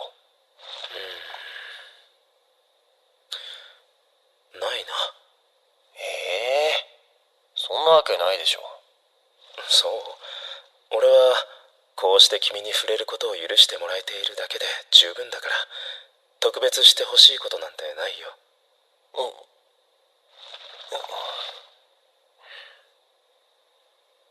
なんで俺なの？そういう話していいの？恋愛感情は出すなって前。だって理解できない。かっこいいし優しいしセックスもうまいし、モテるんじゃないの原さん。そんな風に思ってもらえてるなんて嬉しいな。それにセフレだって割り切ってるならいいけど、原さんはそうじゃないでしょ。性欲処理に使われて虚しくなんないの？そうだな。まず君は自分で思ってる以上に魅力的なことを自覚してほしい。ほんと困る。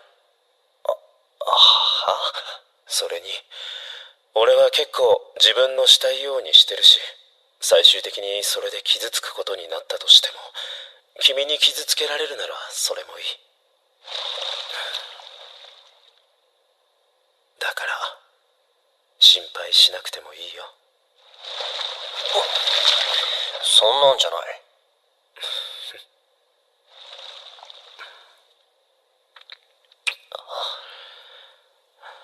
せっかくローション風呂にしたんだし、いろいろ試してみようよ。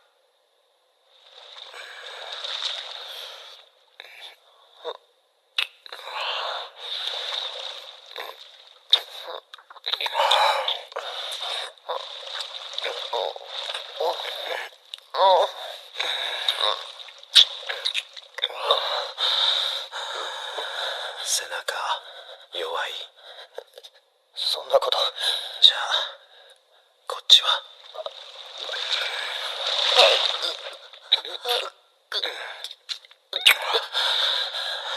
どう？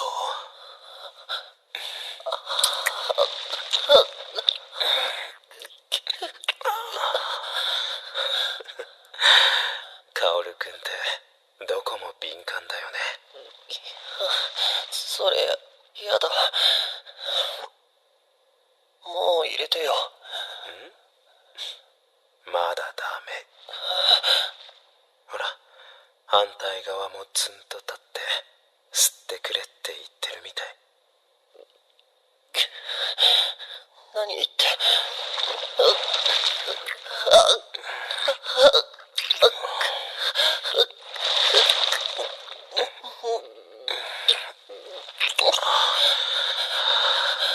腰勝手に動いてる。だってそんな強くしたら。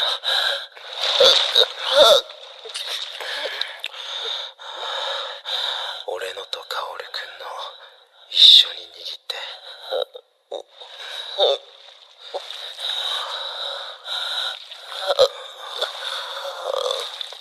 ぬるぬるしてなんかぐちゃぐちゃに溶け合いそうだね。原さんは気持ちいい？気持ちいいよ、すごく。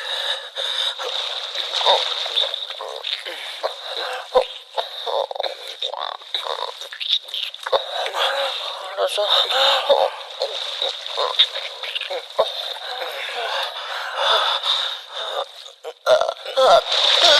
それダメ。お湯入っちゃう。入れてるんだよ。中あったかくてぬるぬるになった。ダメ。もう我慢。行くのは俺のを入れてからね。じゃあ入れてよ。もう待てない。おいで。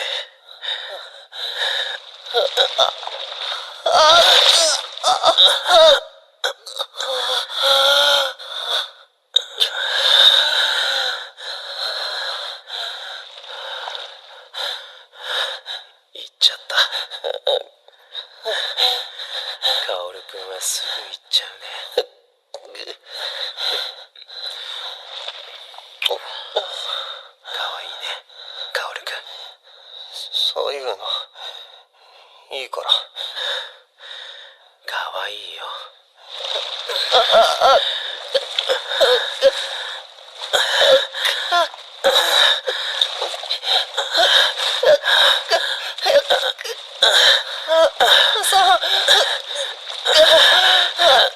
すごい声響くね。我慢できない。いいよ、我慢しなくて。もっと聞かせて。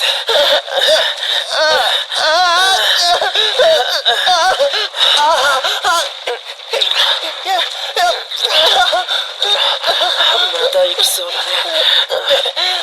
気持ちいい。原さんはすごく気持ちいいよ。俺もあまり持たなさそう。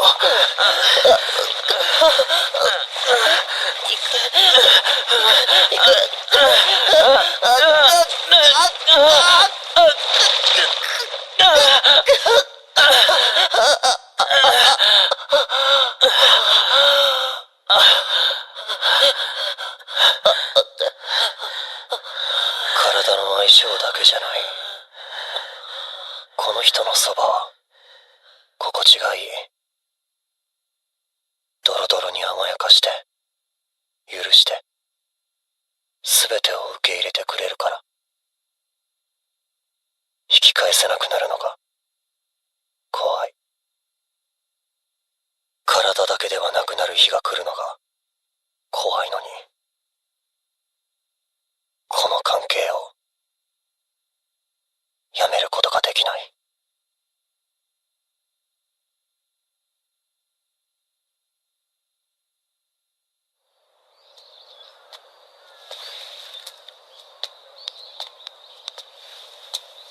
ああ、かける？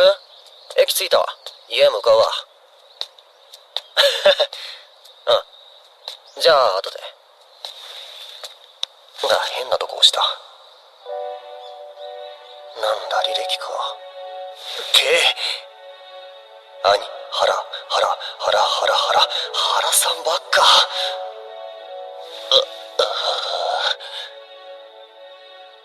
嘘。俺、こんな頻繁に連絡取ってんの？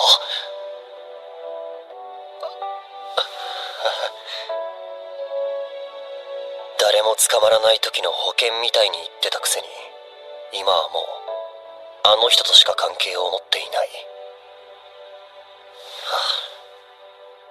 何やってんだ俺。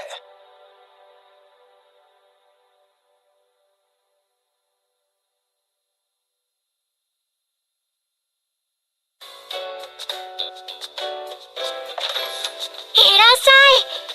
こんにちは。ああ、こんにちは。カオルおじさん、今日もキラキラしてるね。してる。ひなたにかなた、二人とも元気にしてた？バッチ6歳の誕生日おめでとう。はい、プレゼント。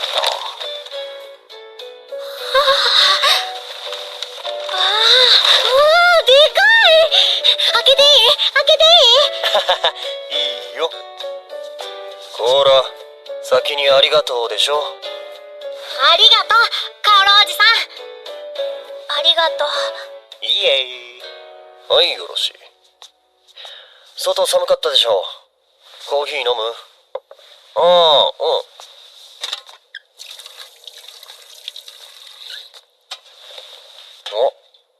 ゆりさんは？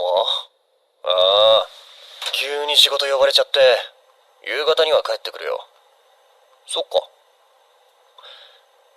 ゆりさん相変わらず忙しそうだね。まあね、男の子2人抱えてよくやってくれてるよ。またあんなこと言って、かけるくんもイクメンやってんじゃん。上沢家には代々双子の男児が生まれる。能力の現れた方が後を継ぎ、もう一方が子孫を残す役割になっている。これ欲しいと思ってたやつ。カナダは？僕もヒナタと一緒。嬉しい。いずれあの子たちも俺たちのような運命をたどることになる。はーい、おじさん、早く早く。で、待って、ギブ。ちょっと休ませて。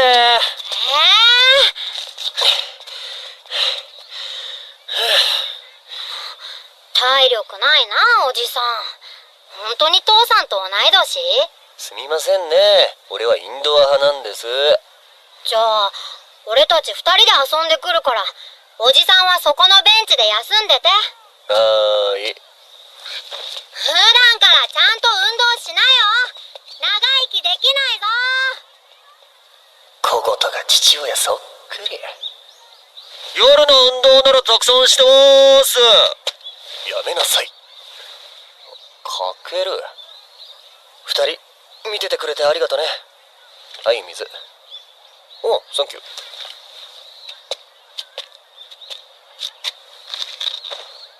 ねえ、カオル。誰かいい人でもできた？なんで？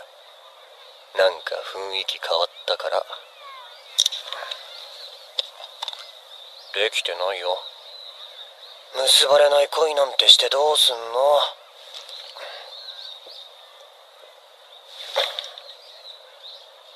わからないよ。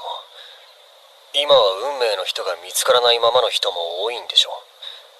だからそういう人とならそんなのどうやって見分ければいいんだよ。今回は大丈夫かもしれないって期待して本気で好きになって、会うたびに糸がつながっていないか確認して、毎日怖くて、それに耐えたって、結局その人に運命の相手が現れる。その時俺がどんな気持ちになるかなんてわからないくせに。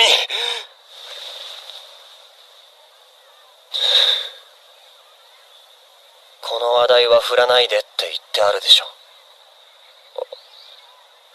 ごめん。でも僕はお前にも幸せになってほしい。誰かと一緒になることを諦めないでほしいんだよ。無理だよ。俺の好きになった人にはいつも運命の相手が現れる。そういう風にできてるんだよ、最初から。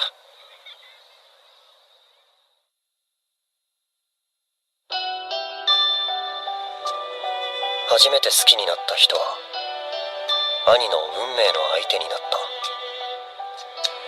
初めて付き合った人は知らない誰かと。次にできた彼女の赤い糸は当時一番親しかった友人とつながって俺の前から去っていった。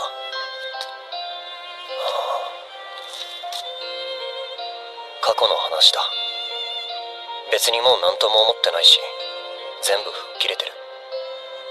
兄を恨んでるわけでもない。幸せそうな姿は素直に微笑ましいし、嬉しく思う。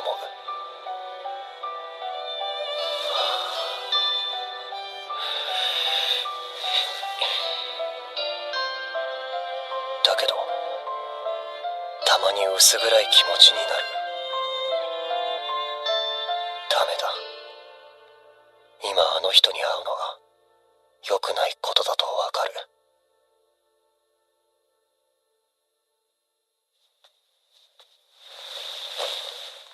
わかってるのに。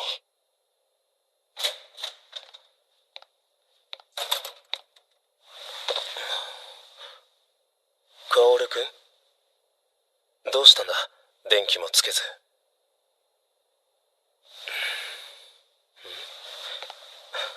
遅くなってすまない。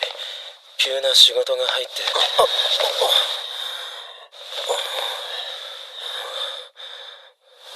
カオルくん。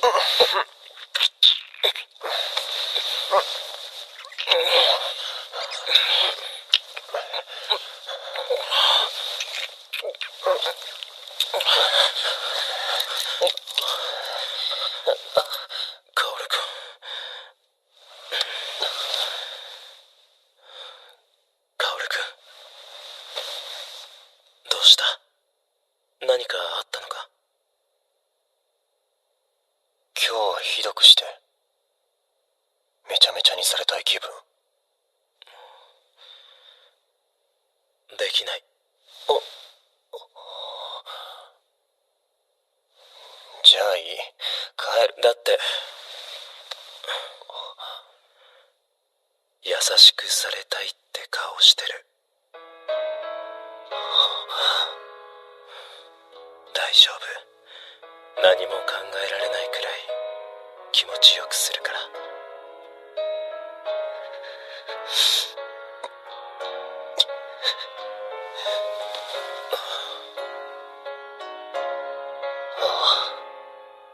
どうしよう。この人のことが好きだ。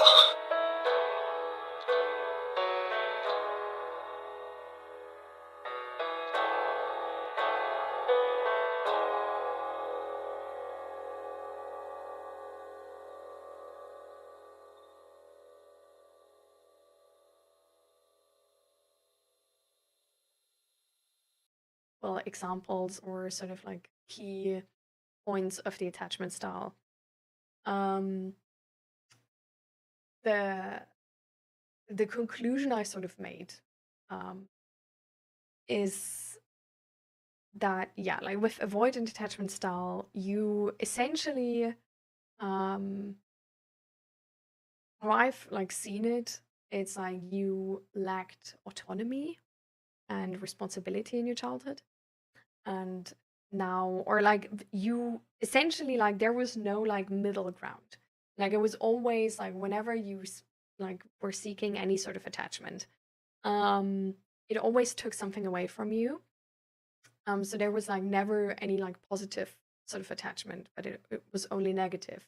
So then the coping style is being like avoidant and not wanting any attachment at all, because any attachment is bad. Or any attachment comes at a price, sort of. With anxious attachment, how I understood this is that the attachment you had was unsafe. Like sometimes it was good and sometimes it was bad.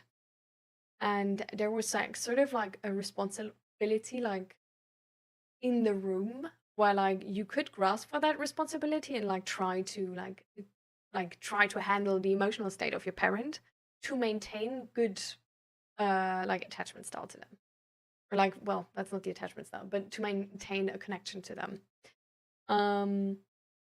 So a person with like anxious attachment style would, for example, maybe sacrifice their own needs to maintain a good connection to the person. And for example, will chase after the person when they pull back. And a person with like avoidant attachment style, well, they just like they shut off, they avoid, they don't believe the other person in any way whatsoever. Like they're sort of like there's a wall which is not meant, like there's not meant to be any way to get like past it. Because there's no hope that there would be any good coming out of that.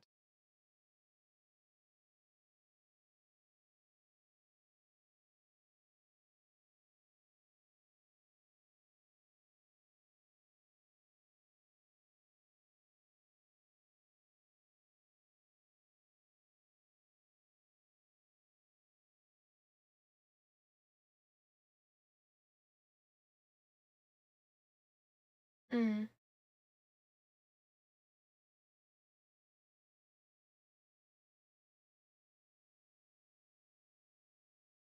Yeah. I mean, it makes sense, right? Like I feel like that's like one of the things we can really like try to keep in our hearts, that like these things, like even though they don't serve us now, like that it sort of was learned as wisdom. Like it was learned to survive and be safe, right? Like it was the best thing we knew at a time where we were desperate and we need to adjust now to new times. I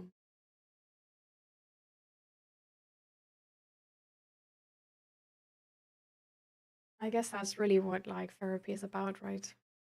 and what surviving and having a good life is about. It's about adjusting and being resilient with your hope that you still try. Because I feel like, I don't know, like looking at like how long life is, like there's always gonna be some things in your life, like for everybody, which are tough and hard to overcome. Like in a like average life, for the average person, like there's gonna be friends and family dying before you, which you need to handle and sort of like deal with, right? Like for an average person, they're gonna get dumped at some point. And I know this is not on a level to your neglect and the well, what you lived through as a kid, Asta. But I just sort of like point this out as examples that this is really a skill like everybody will need to build in their life, right? To adjust, overcome, and have resilient hope, I guess, to still try.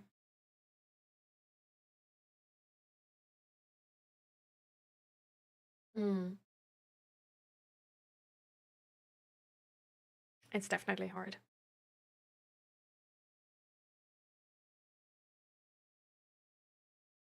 Mm. Yeah.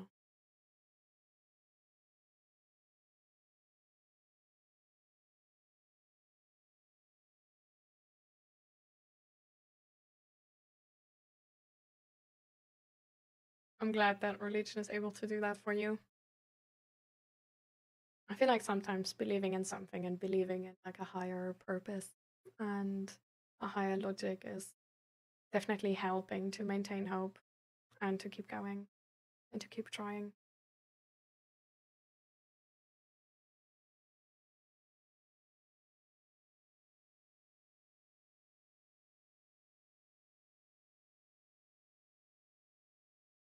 I mean, it's understandable, as that right?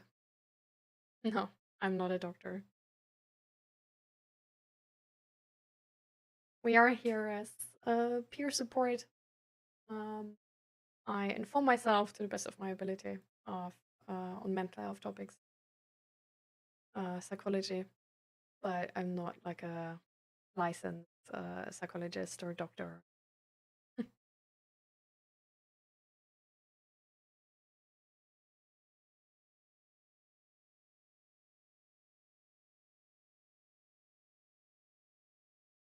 I don't understand your question, who got unbounded.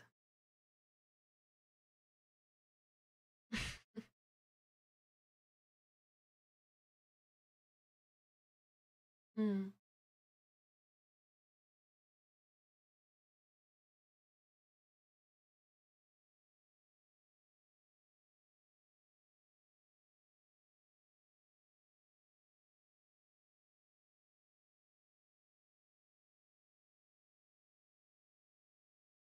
I mean, I feel like nobody wants to be the grumpy and broken person, right? We can't change life by talking. Everyone suffers. Nothing can change that. All studies say that's wrong. It's like everybody can believe what they want, right? And I'm not gonna be here and try to make you believe something else. Like, there's a reason why, for example, therapists don't therapize somebody who doesn't want to get therapy. Like, we can only help people who want help and take accountability that the things we can do to help are entirely about them. Like, we can't change the world. We can find better strategies to live in it. Like, we can't change your childhood, but we can try to help you process your trauma and find better ways to get your needs fulfilled in the future and build better social skills and get the relationships you want in your life and the support you want in your life. So it's not, it's not about changing reality. Like, reality can't be changed, but it's about how you approach life and how you deal with life, how you adjust to life, how you deal with challenges in life, and putting you in a position where you can deal with them really well. Because there's people who suffer through a traumatizing experience but don't get traumatized. There's people who suffer through a traumatized experience but do get traumatized. And it's really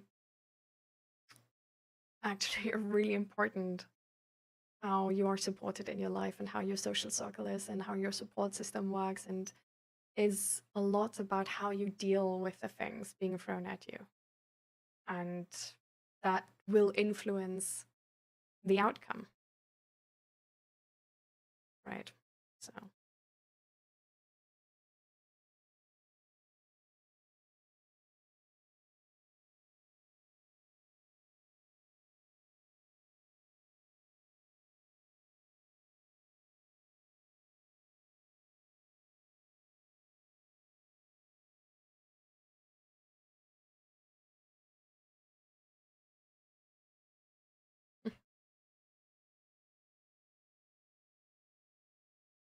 Yapping can definitely help in that way. But I feel like, talking in therapy is not about yapping, right? But it's really just trying to find out a good strategy. And we sometimes don't know that strategy ourselves, right? I mean, there's a reason why psychologists are studying so long. Like, there's certain things we know about humans, and we know about depression, and we know about anxiety, for example. Like, there's a lot of like studies we have on this, and a lot of knowledge we have on this. And essentially, like, a big part of therapy is psychoeducation, which just means that your therapy is teaching you whatever is like useful for your personal situation. So, for example, if you don't have friends, they're probably gonna help you to get over whatever is in the way of you finding the friendships you like.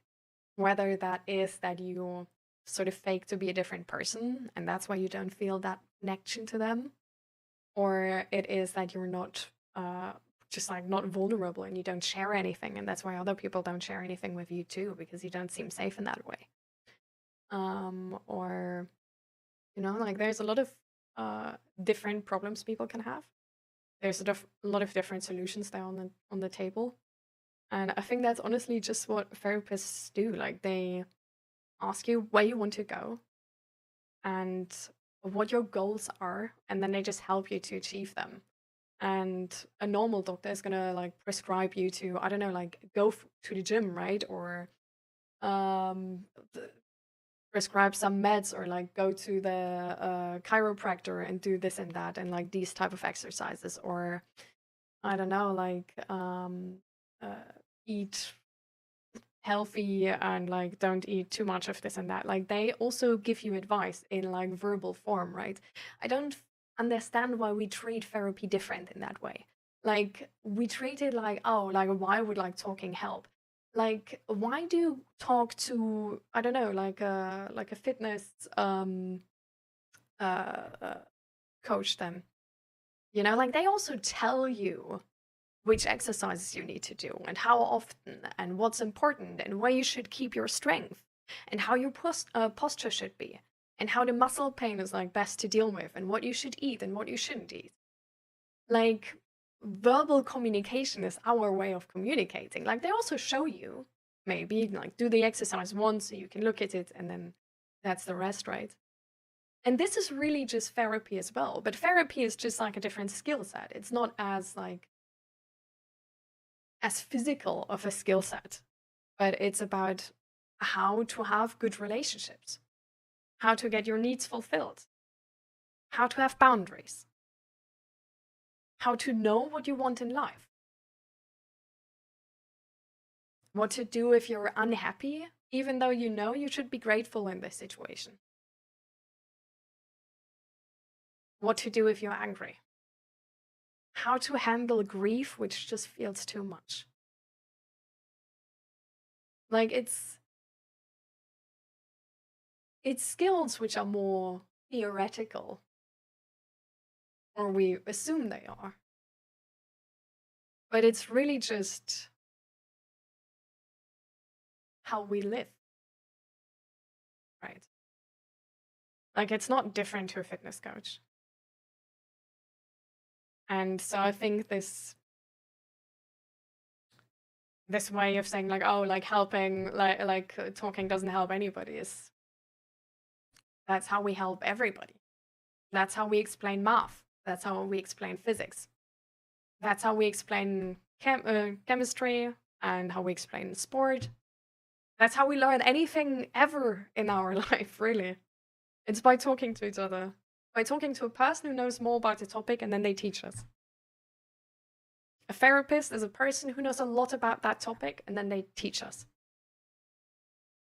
They're also the first person we can learn this with. They should be a safe haven in terms of how you can be vulnerable. So the skill they taught you is easier to actually use and learn how to use. And then you might be able to use it with a friend.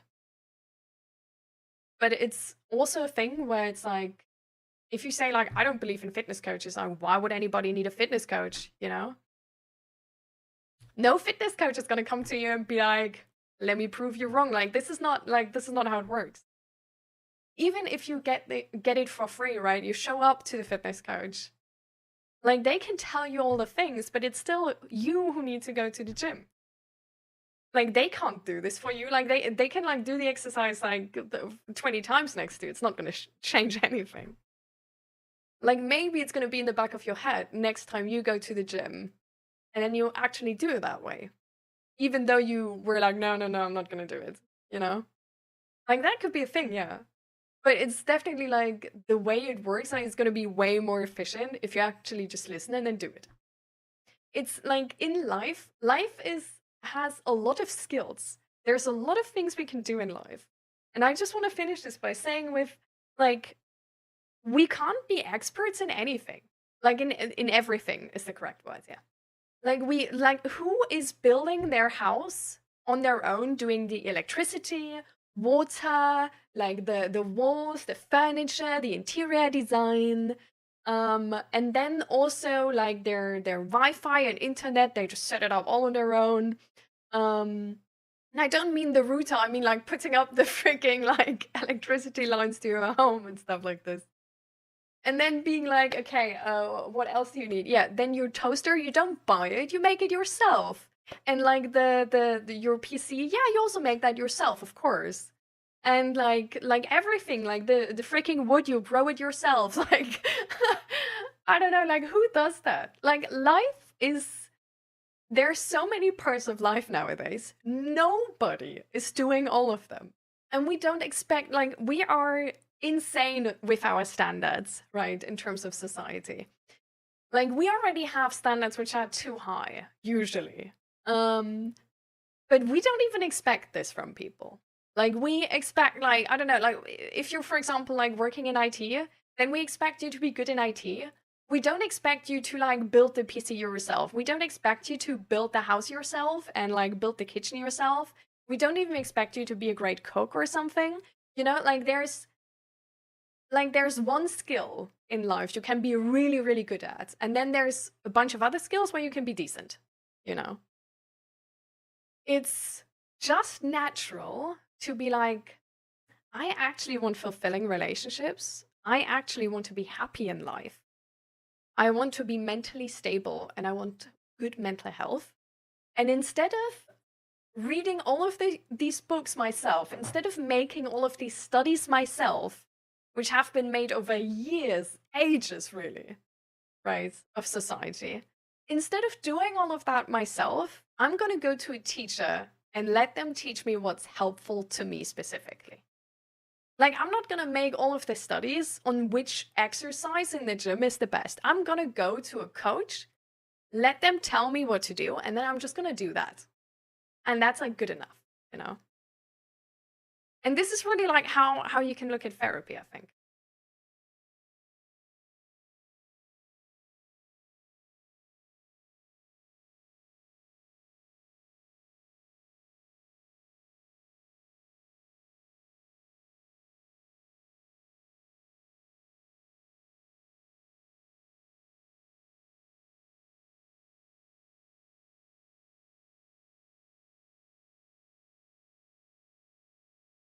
Eventually, rest makes it easier to breathe. If ever came for me, I think I would meet it without fear. Not running, just open to whatever comes. Oh. I think I said really just be thinking about thinking.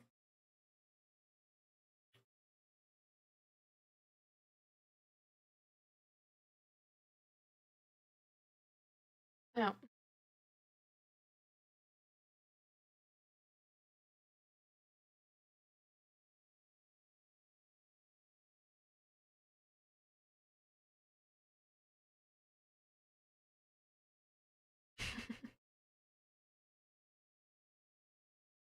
Learning how to make healthy boundaries and then keeping them after time can help work through a lot of things, including cutting blocks off that don't respect them, but the boundaries need to be fair.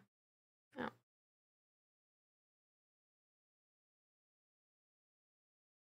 I'm new here, but what you're talking about is the thing so important, because when you talk with a friend or family and they have another point of view and maybe the right opinion, it can open your eyes for a new reality.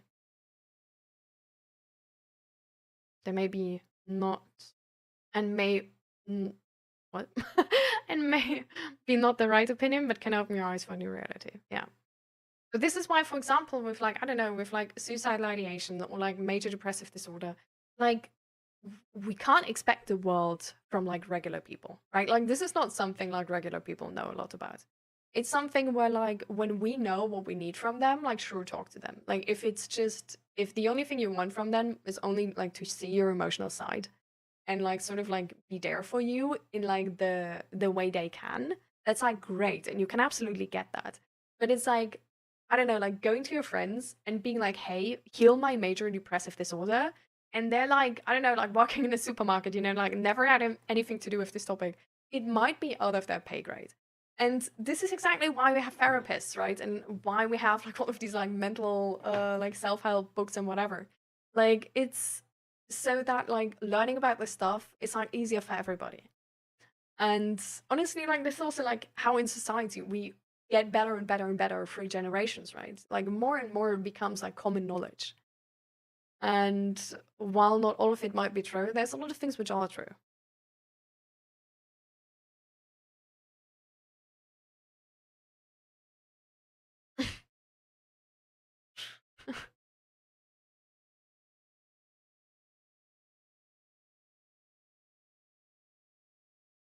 You were cooking, that was all freestyle? Yeah. All freestyle. Hey, hey. I'm gonna put the cap on again. But this is why, like, honestly, just getting different perspectives can, like, really help. And, like, for example, like, if you have, like, I don't know, like, if you struggle with your relationship or something, like, going to your parents, which, like, if your parents had, like, I don't know, like, since 10 years or whatever, like, a happy relationship, like, that's a thing you would usually do. Like, if you have a friend who's, like, really good with, like, having friends and you're more the introvert, just, like, talking to them and being like, hey, how do you do it? I feel like super awkward in social situations is a good thing to do. And like not all of their strategies are gonna work for you as well, right? Like they only live by like one strategy probably. But oh wait.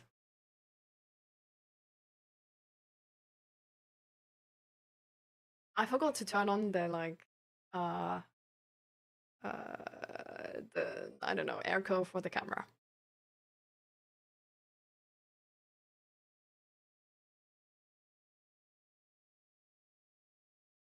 My therapist said the first thing I need to do is stop blaming what others have done to me. Zoom what? It's never my fault myself. Yeah, I mean, especially like as a child, like I feel like as an adult, we can like there's more to this, right? Like if there isn't like any sort of like as an adult, for example, like if you stay in a toxic relationship, but it's like you wouldn't need to, you know, like you could leave, like you aren't under like threat of death or whatever if you leave. But you really just could leave, but you stay, because you're scared to be alone.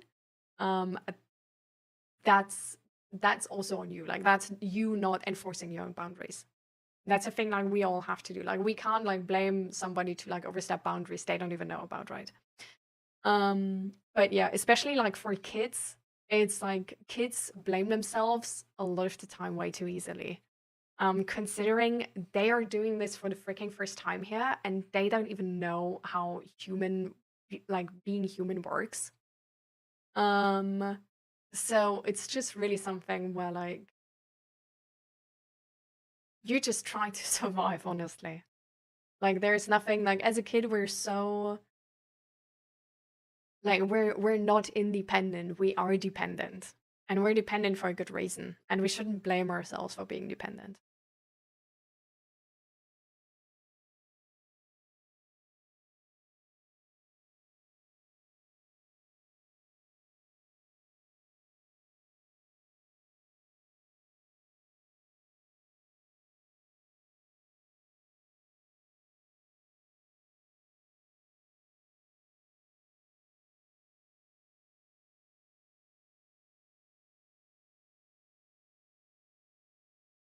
Yeah.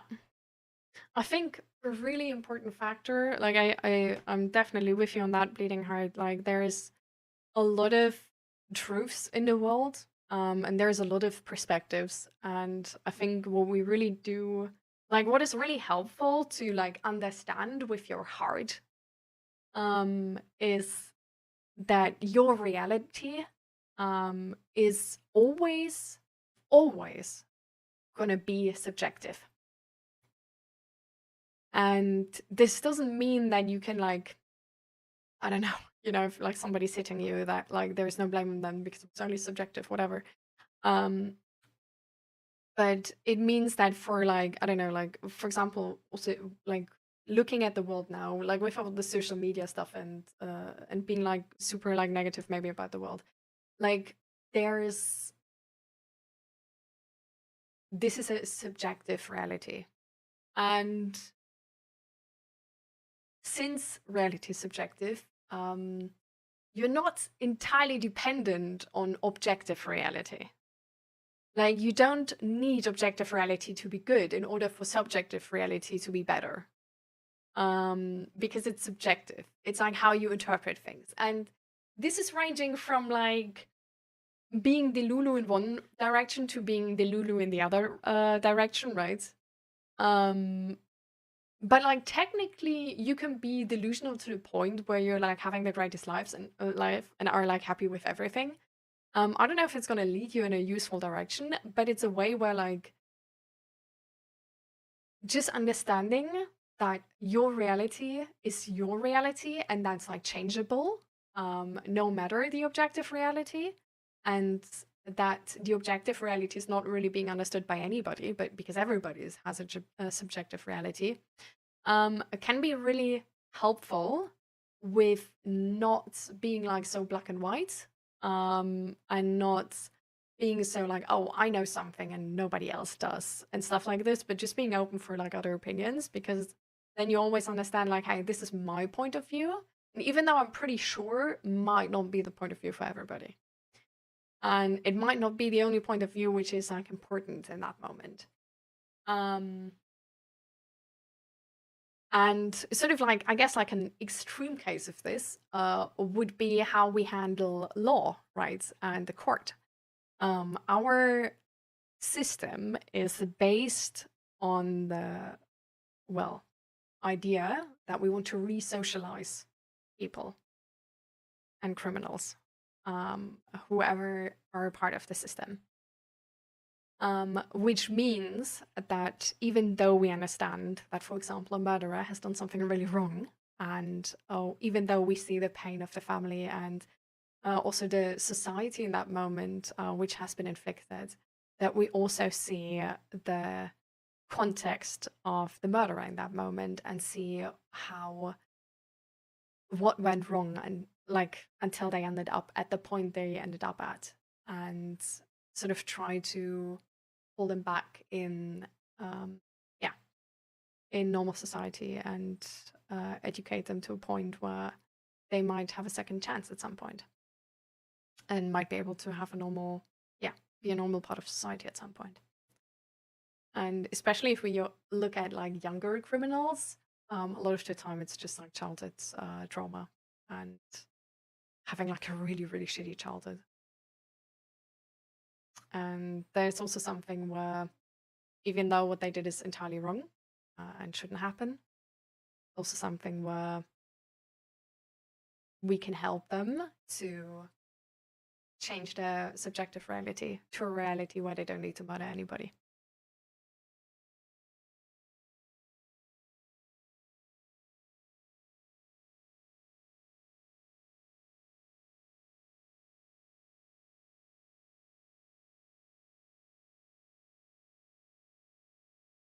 I said twinning with my t-shirt.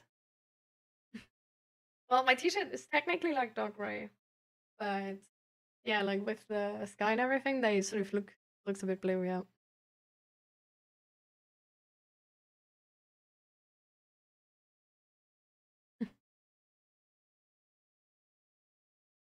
Yeah. Exactly, that's the thing we were talking about earlier, right? Like the maladaptive coping skills, just like you learned this out of survival mechanism, but it's not serving you now anymore. Like it's not a good coping style, but the idea was to survive with it.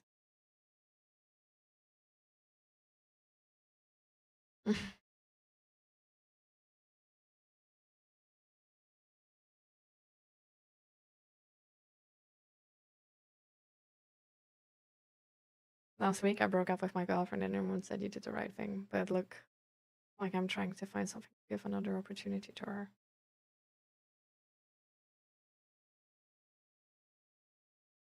Yeah. I mean, life is really all about conflicting emotions, I think, right? That's also like, especially with relationships, we easily make ourselves dependent on our partner. And then if our partner doesn't turn out to be the person we would like them to be, there's a resistance to leave because they do give us something.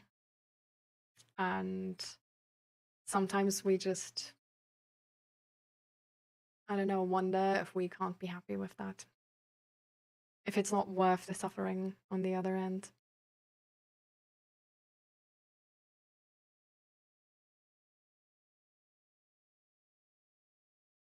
Mm. Yeah. Definitely, Esther. I mean, with that childhood, it entirely makes sense.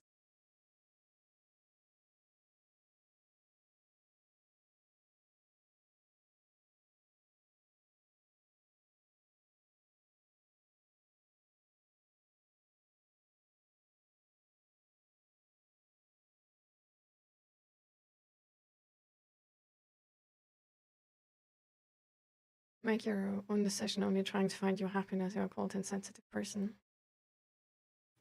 I feel like can we try in chat to go away from these like generalized statements?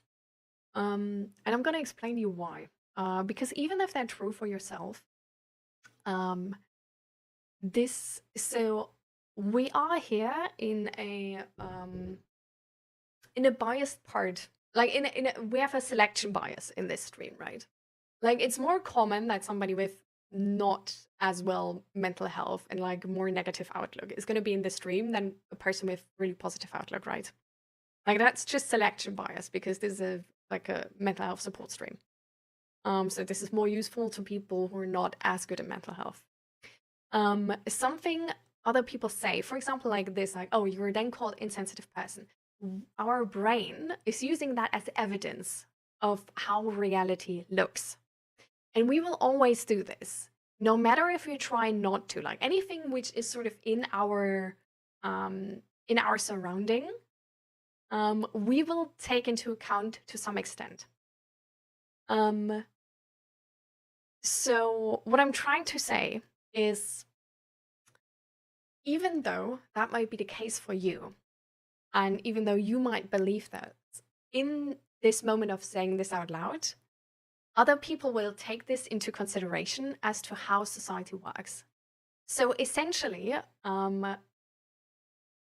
without them having had any experience of making their own decision and then like trying to find happiness and then being called insensitive, they will use this as an example of this happens to you if you do that. If we now all do that, we get a hell of a lot evidence, bad evidence by that, of how the world works and how we can't speak up. And it's going to make it harder to speak up for anybody. And on top of that, I think this is, again, a subjective reality sort of thing, right? This is the reality you perceive. And I feel like while this might be a more common topic, it's definitely a thing where if we maintain believing in these consequences, we're gonna probably lack the evidence where we tried this and didn't get that response. So we're biasing us into believing this, even if this wouldn't be the case anymore, or even if this would change. Sleep well, Gray.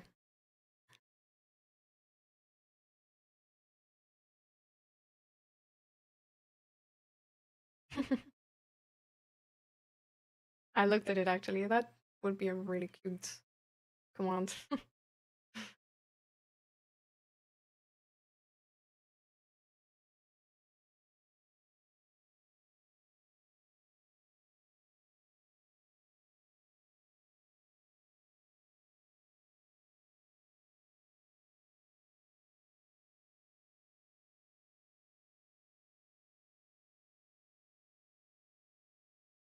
Yeah.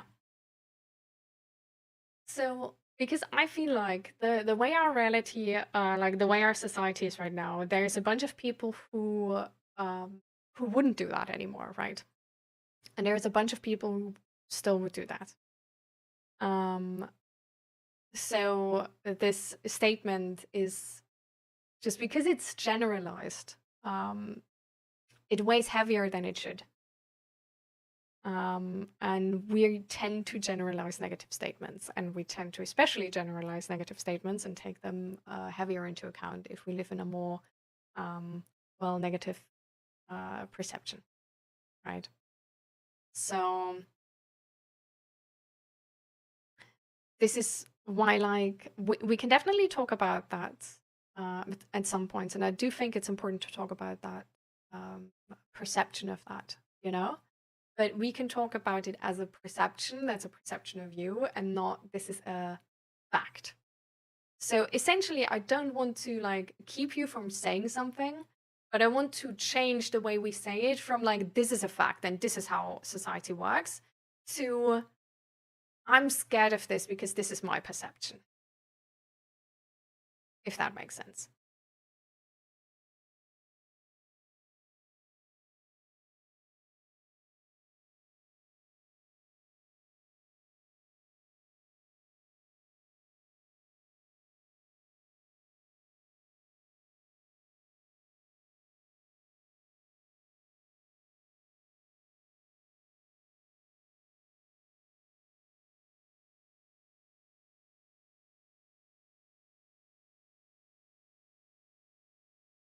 Does that make sense? Like everybody following?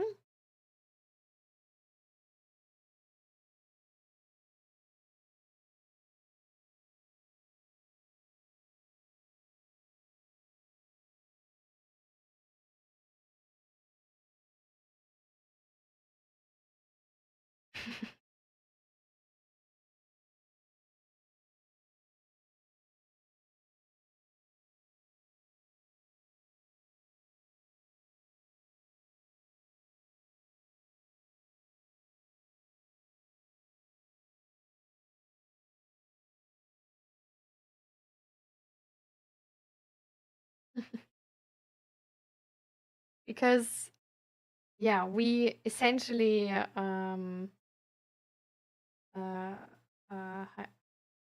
word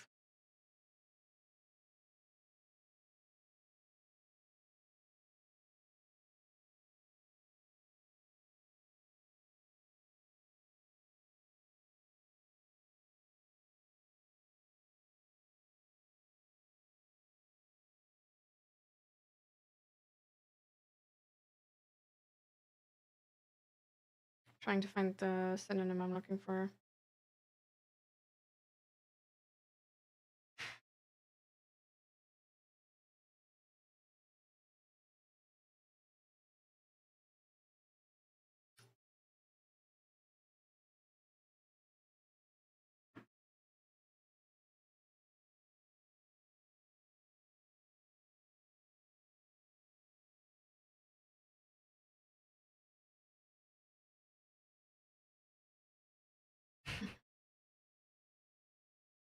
You didn't share with the class.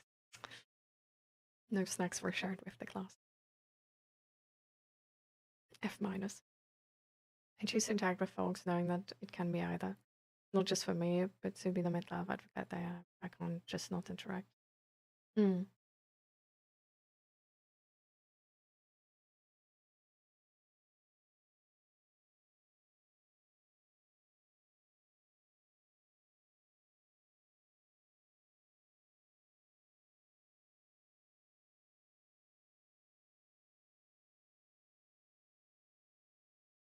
I need an example how this came about.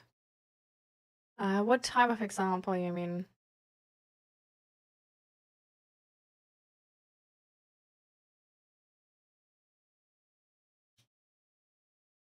Hmm.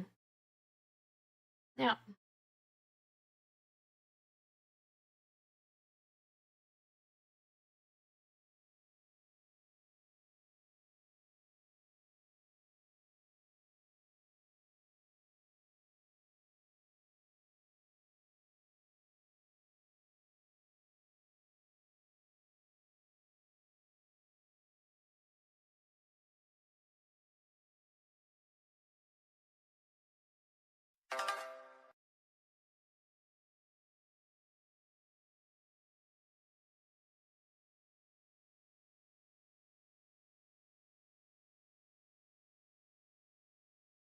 Oh, thank you so much for the gift sub, Anonymous. Thank you a lot.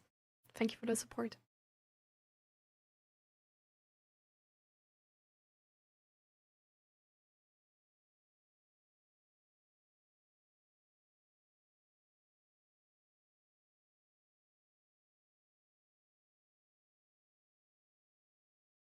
I compromised. I've been married for 5 years now. It's too late for me to regret. Well, as far as I understood, Philippe, you made the choice to actually maintain this, to not disappoint your parents. I think there would still be time to get a divorce and opt out of that relationship. For sure. And I still think that actually finding somebody you love should technically be the priority.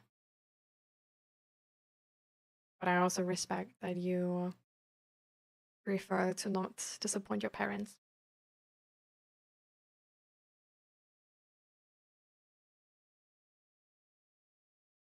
Yeah. The example was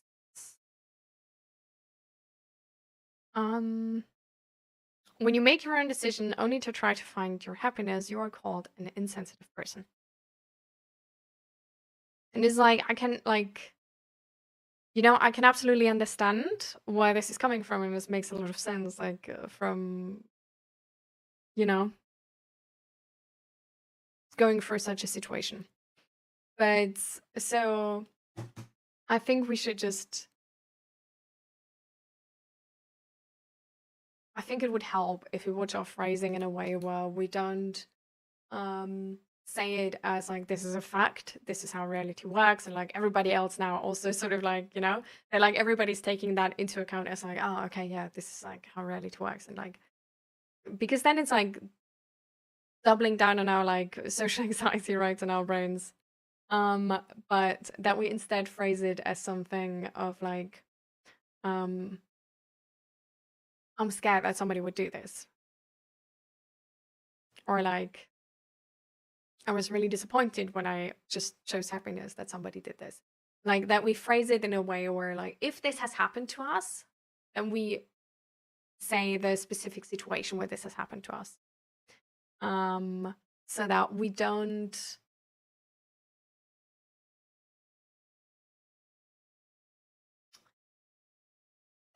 present more like negative rules or like facts about society. Because everybody gonna take this in as well. So that's why these like generalized statements are sometimes like for ourselves then like doubling down on like what happened to us, because like when we went through this situation ourselves, right, it's shitty for sure, and like we're gonna be scared the next time. But when we talk about this in a way where and then make this generalized statement ourselves of like, this is how reality works, then what if we gotta believe us, you know? Like, I feel like usually we actually want to believe ourselves. So in that moment, what happens if we actually do believe ourselves? So now because this happened once or maybe twice, maybe this happened to us a couple of times, right? But now we made it to a fact. And with that, speaking up at all like this is going to be scarier than just treating it as this, like, that happened to me once, right? Like, we need to be a little bit careful how we sort of influence ourselves in a way. Like, it's also, for example, like how we influence ourselves by being on social media the entire time or something. You know, like if you put yourself in an environment where your brain is going to die, essentially, like, well, I don't think you should, like, we sometimes expect ourselves to take part in something harmful and not be harmed by it. Just with this expectation of like, yeah, but we're different because we know about this. It's like manipulation works really well, even if you know you're being manipulated. Like with all the ads, for example, like we know these are ads and we know they try to sell us something. And they might not work with that specific product, but this underlying message of like, you need to get the newest thing. Oh, you could reward yourself with this new thing. Or like, if you get this new thing, you're actually going to become the person you always wanted to be. And only because you didn't have that car with that extra space, that's why you never went camping. Like, you could have went camping the entire time with your old car, but no. It's because of this, like, because you didn't have this, that you never went camping. And it's like, mental health is not a given. And I feel like sometimes we see it that way. And I understand why we see it that way, but I feel like looking at like how social media works and earns their money, and how our entire society works and earns money, and how different like the mental health systems and support systems are in the different cultures and countries, it's like not everybody and I feel like really there's not many who could even say that. But I think we sometimes take being mentally healthy as the normal, you know? Like that should be the normal thing. Like you should be born and be mentally healthy, be physically healthy, and that's like the sort of bare minimum. And then everything below it, we're like, oh, it's like, so life is so mean to me. Who said we're not in a survival situation? Like, I know we now have like houses, we get apartments easier, we can buy food from the supermarket instead of making it our own. But I feel like the sort of what we need to actually live in this world and have a really nice life, these expectations and these skills we need have changed. But if we don't have these skills, then we still will have a way harder time. Like back then, it's like having skills about sort of nature and how you grow a crop and stuff like this, you know? Now it's more like social skills, bureaucracy skills, being able to handle having to talk to like 20 people to find out anything. And then like everybody of them is going to be like, no, that's the job of the other person. And you're going to be like, no, like I'm going to like find this out and I'm going to fix stuff. Like this is BS, you know? Like, I feel like the skills have changed, but there's definitely skills which make your life easier, and if you don't have them, make it harder. And I think knowing that, having that in mind, is influencing our mental health, right?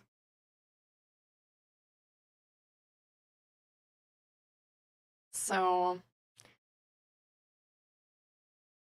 this is, I don't know, for example, like becoming like a CEO with like 25 or whatever.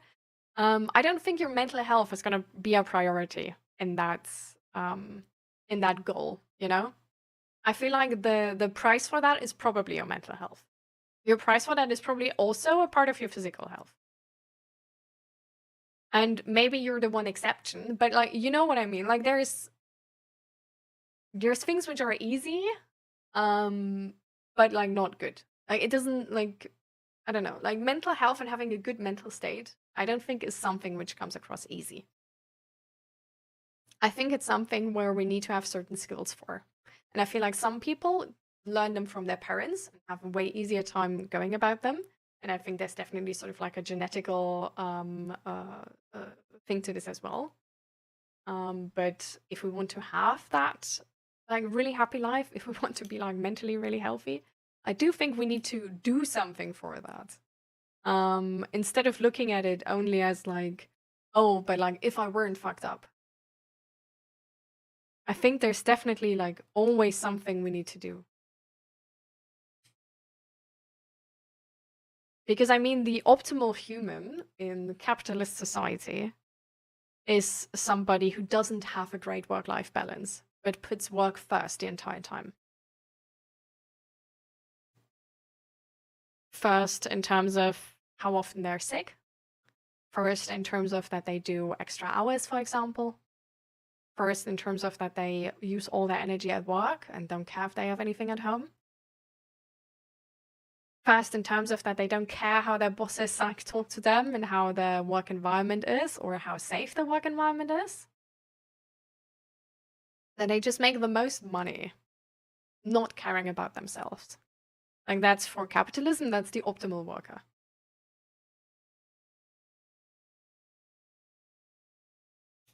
That's not going to be a worker which is mentally healthy.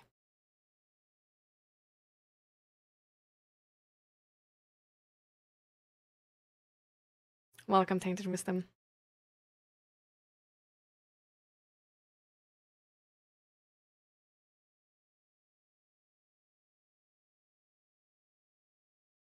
I don't know if ads are a manipulation to buy stuff you really can't afford, but ads are a manipulation to buy stuff you don't need. Because something I need, I don't need ads for. Right? Like, I maybe need an ad in terms of like, oh, this exists. Like, if it's a product where I don't know if it exists or not, like that would be useful. But apart from that, it's really just something you don't need. Like, if I'm in the kitchen and I feel like, oh, man, I really need like a, what were we talking about before? Like the rotary thing, like a, I don't know, whatever. Like a kitchen mixer. And I think that like every time I'm in the kitchen, I'm gonna go to that shop myself. Like I don't need ads, you know. Like I'm gonna go to the shop, I'm gonna buy the best one there is, whatever, you know. There are some things where I don't know that they exist. And that would be, I don't know. Yeah, I don't know.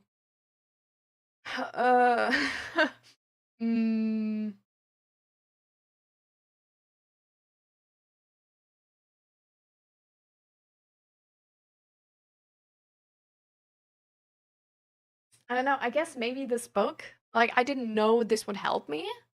And then my therapist told me like, read this. This is gonna help.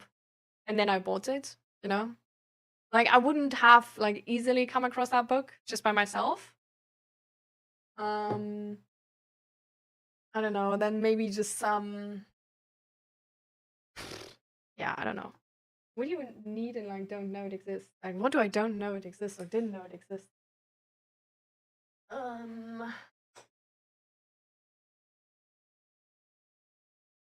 I don't know, maybe it's also just something where like, so for example, from a certain brand. I don't know, that I have the command with the merch and like the panels below, for example. That's technically also an ad, but it's more like, hey, I also sell this. Like if you need that, you can buy it from me. But yeah.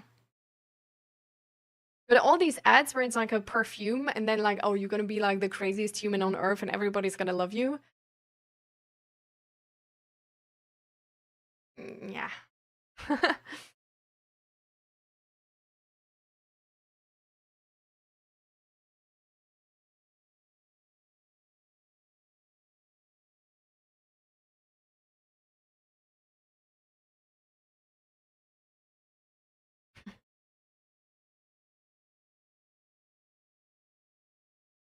I really like the rhyme. Roses are dead, is this love fake? Sometimes I wonder weddings are basically just funerals with cake. Really like that rhyme. You never had another relationship ever since?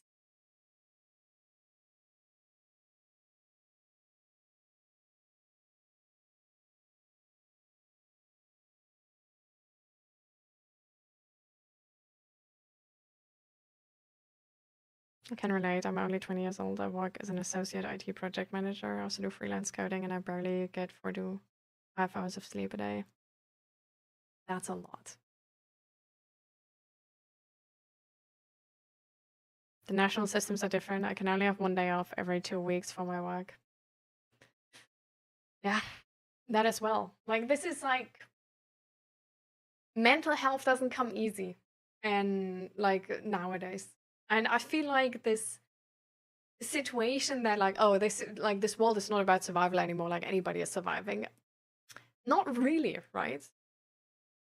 Like, there is a lot of states where, like, if you can't find a job and you can't finance yourself, you're living on the street and might die, you know?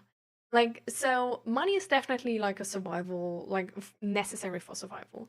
In some states more than in others. Like, okay, to be fair, like in Germany, if you don't have a job, you're gonna get like an apartment and some base pay. Right, for example, my grandma lives in Germany, like her rent is like really, really shit. And she still works. Like, she's like 70 whatever, and she still works. Because it's just not enough. And there's just nothing she can really do about that. And I feel like what we also know, for example, is that having like social skills and having like a social support circle is actually also essential for survival. Like, I showed you this paper, right? Like this article with like let me look that up again. I'm gonna use the other one.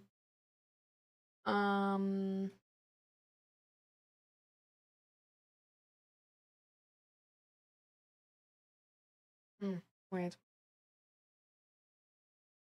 Okay.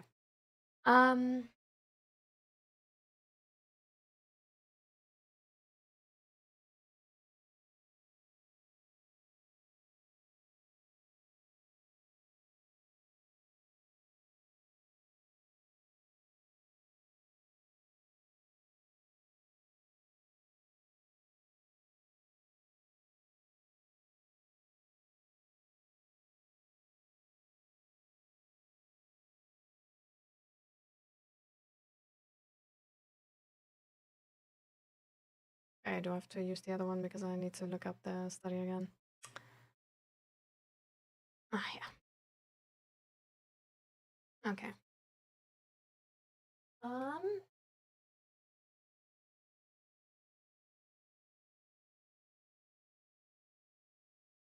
Perfect.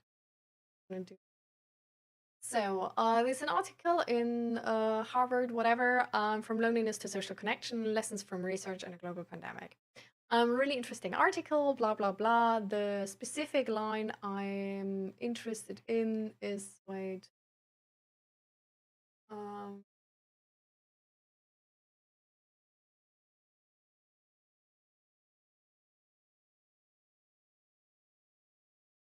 Yeah. Studies show that on average, people who have strong social connections are happier, healthier, and live longer than those who don't. In 2010, blah, blah, blah, reviewed studies examining the protective effect of being socially connected and found that social connection increases odds of survival by 50%. So essentially what you can say with that is being able to, like, the skill of being socially connected and form social connections is a survival skill. We also, like, there's also a bunch of other numbers here, they said, which is also really interesting. So for example, the findings from the study reveal that among initially healthy people followed over time, loneliness was associated with a 26% increase in risk of premature death, social isolation with a 29% increase, and living alone with staggering 32% escalation in mortality risk. The US Surgeon General's advisory posits that the mortality impact of lacking social connection is akin to that of smoking up to 15 cigarettes per day, surpassing even the risks associated with obesity and physical inactivity. Moreover, loneliness and social isolation exert far-reaching repercussions on economic as well as academic outcomes. A lack of social contacts among older adults is associated with an estimated $6.7 billion in additional Medicare spending annually. However, the economic impact of loneliness is probably even more substantial, as it is also connected to increased absenteeism, reduced productivity, and lower work quality. Similarly, the absence of social connection hinders students' advancement even in higher education settings. This deficiency of social connections is frequently cited as a leading reason why students drop out of educational programs. So yeah, like this one, read it, amazing. It's on my free resource list. It's like the first one, like the I don't know, you can find it. Just look for loneliness, and then it's like easy to find it. But yeah, like social connection is nowadays a survival skill. And so we need to build that survival skill, otherwise we don't. And with the, for example, with the like male loneliness epidemic, like it's cited very so often, apparently it's also a survival skill in terms of like, well, if your reproductive, like if it's gonna happen, you know, like if you're gonna reproduce or not. So like your ability to like, you know, like be sociable is really also important for that. So there's a lot of skills nowadays which back then are not as like, we're not as connected to survival maybe, or maybe they have been actually. I think they probably have been. Because if there's like a, I don't know, like a drought or something, you know, then you rely on your neighbors to actually like pull together in like community to come together and actually pull through, you know? But we don't associate these skills with survival. What we associate with survival is sort of like strength and speed and stuff like this. Where it's like nowadays, why do we need strength? You know? It's not really, you know? Like social skills, that's way more important. Or like just bureaucracy skills.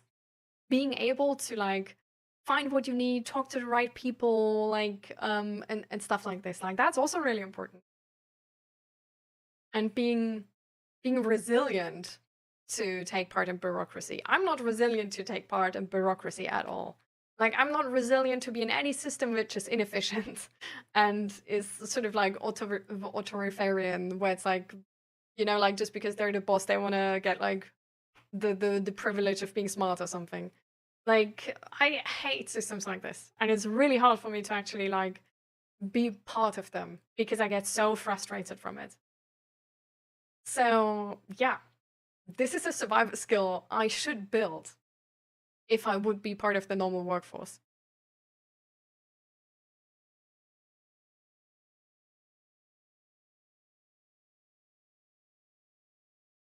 There are a lot of people here. There's international competition, and we will be eliminated. Yeah. Burned out, and the company tried to fire me, but I had to prove I worked those hours. Yeah. The first time I installed Facebook to try to get in touch with someone that day, I found myself a bit depressed. Reason being, because I saw everyone else's pictures and compared myself to them. Like they have pics of them doing X thing or being at X place, talking or having fun. I was like, wow, what am I doing with my life? No. Can't say no. My brain would go instantly back to childhood where saying no was really dangerous. Yeah. So this is why there's a few skills which are really, really necessary to build nowadays. And these skills really depend on the life you want. This is why psychology and like what a psychologist is essentially offering you if you come to therapy to them is really individual. Like they don't tell you the goals you should be doing. Like I'm not gonna like tell Billy he should like divorce his wife, singular, and just like take that like shame from his parents or whatever, you know. Like it's an entirely individual decision because I don't know what's best in Billy's life, and I'm not the one who's suffering the consequences.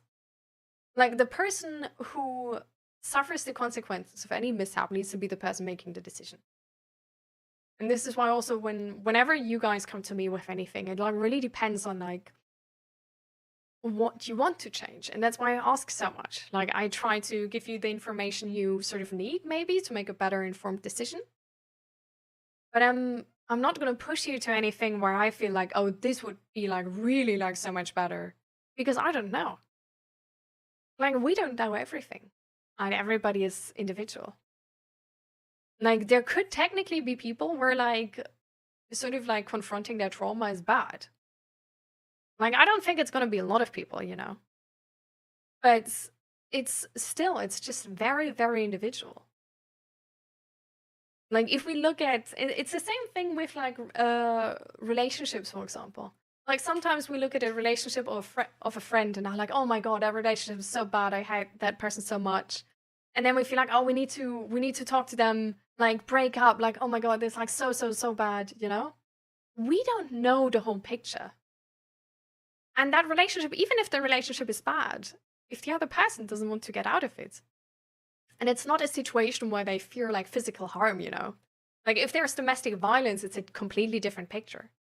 Like, if the woman, for example, needs to fear that like her ex is gonna murder her, then like that's a completely different picture, okay? But if it's just like a normal, you know, bad relationship and we're not a fan of it, we don't know the entire thing, and it might actually be worthwhile that the person is staying in that relationship, suffering a bit more, and then finally being able to open up their mind as to what they actually want. Like, a psychologist is not going to keep you from suffering if you want to suffer, you know? Like, they're going to try and support you in what you want. Well, I guess they're not going to support you in like suffering, but like they just not going to, you know, they're not going to force you to make any decisions because they don't know.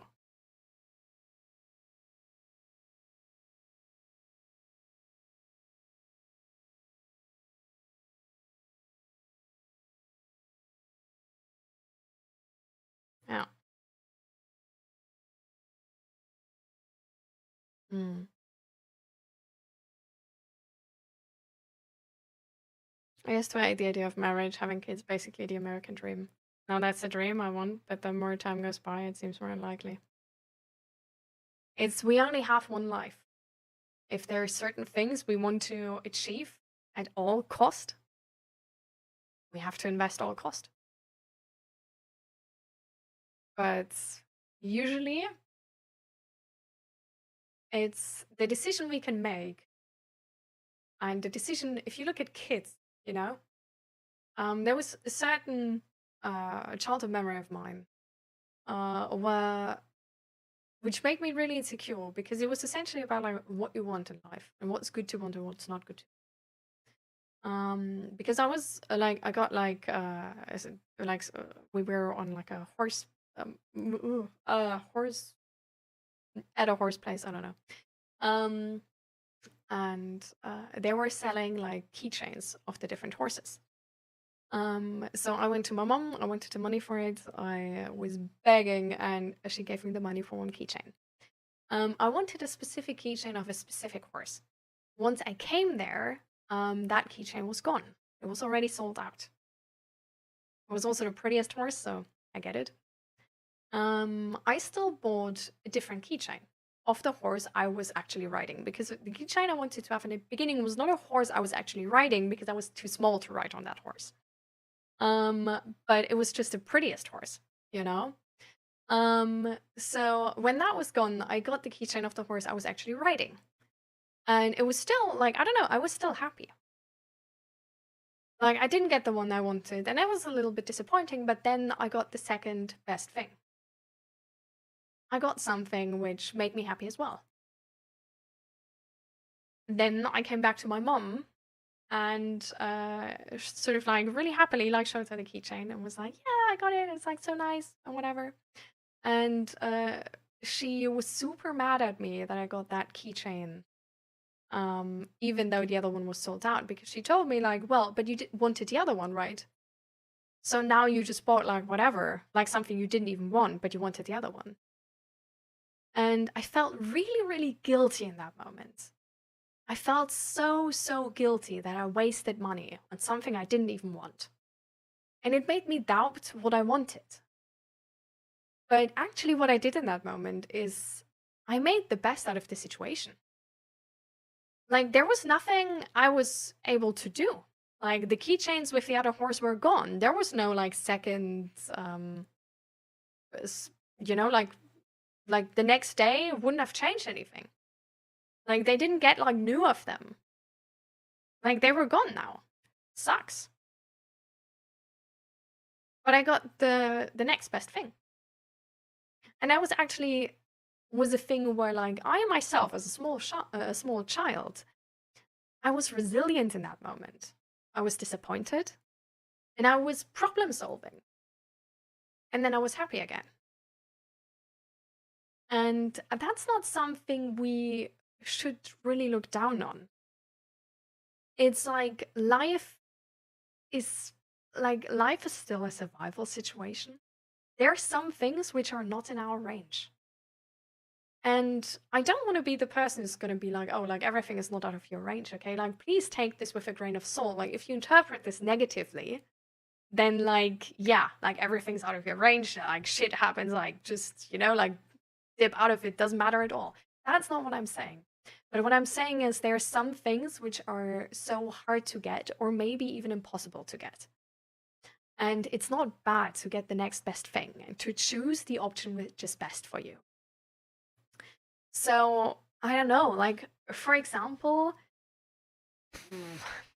if your dream home, which was only one time available, has been sold and just recently, like, you can try to make them a better offer. But if you tried all of those things and there's no possibility, being able to excite yourself for a different home and seeing the positives of that other home instead of the one you initially liked is a good quality. Not giving up just because you didn't get the specific thing you wanted, but being able to be happy about the second best is not bad. And in a lot of life situations, we're not able to get the best right away. In a lot of life situations, especially if you deal with depression, anxiety, and negative things like this, the thing you can do for yourself is choosing the next best thing.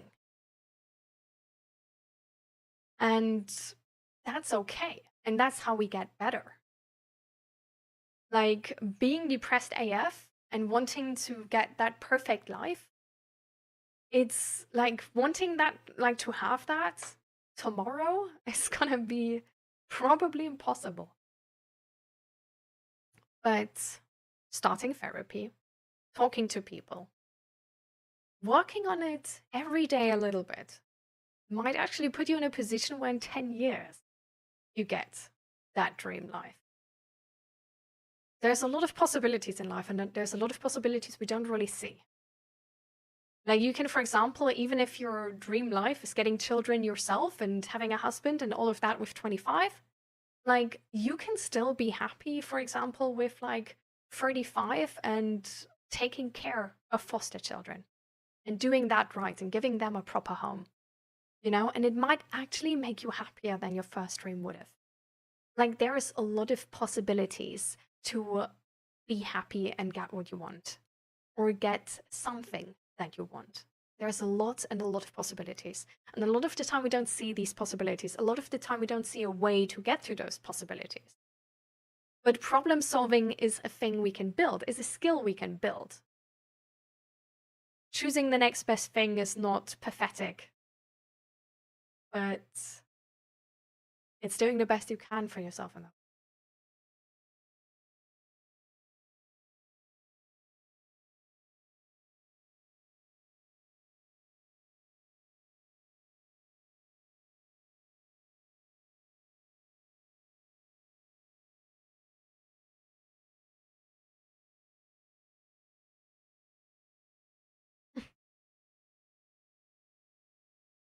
That's just on my mind when we came to this topic.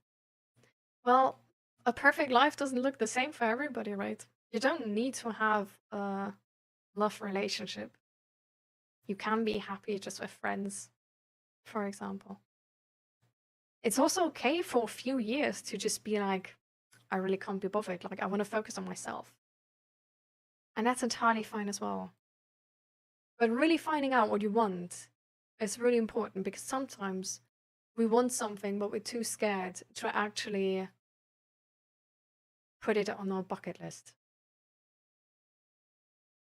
Sometimes we want something and it's not worth the price, and that's okay as well.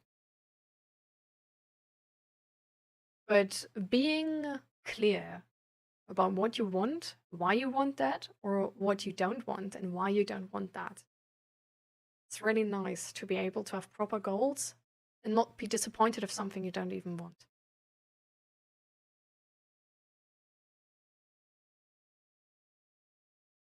Even though my job as a mentor is very rewarding, like helping on people learn life skills, I want to work on something I love. That job isn't for me, but I don't know where to go after I quit being a mentor. The guild is eating me and I feel lost in life. I mean, if you can, because like money is important, right? I don't know where you live. Like, I don't know if you have the possibility to just quit without having like instantly a plan.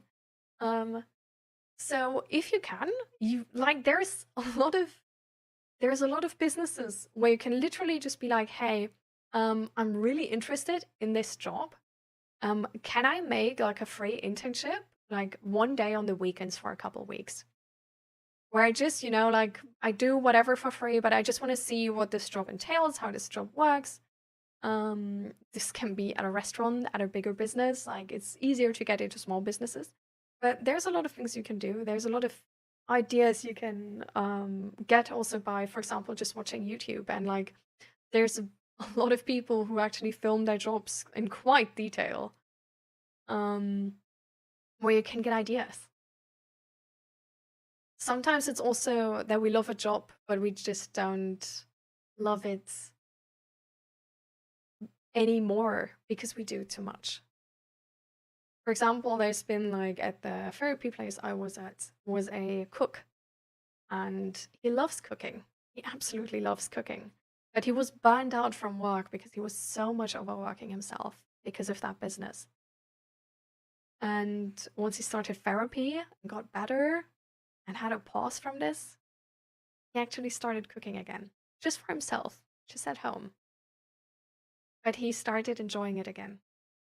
Because sometimes we don't hate the thing, but we hate the consequences of it.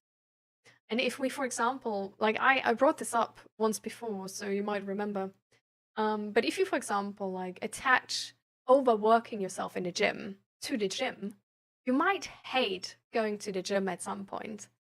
But the only thing you actually hate is not having everything, like energy for anything anymore after the gym, because you always do too much. And you never know your boundaries. Sometimes we hate, for example, relationships, not because of the relationship, but because we don't have any boundaries in it. So sometimes there's things attached to the thing we hate. But it's like easier to understand to just hate the thing instead of understanding why we hate it.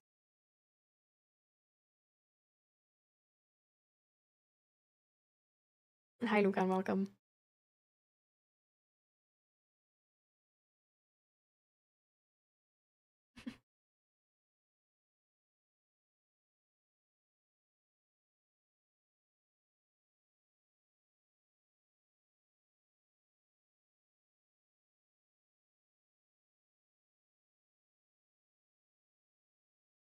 Broken legs, broken heart, broken soul, but I never stopped chasing for perfection in imperfect moments. Even with broken legs, do better eventually. I feel like chasing for better shouldn't stop us from enjoying the moments right there and then. I think waiting to enjoy life until the point where life is perfect is a false promise. And at the bare minimum, it's going to waste you the time until you have that perfect life, even if it's true.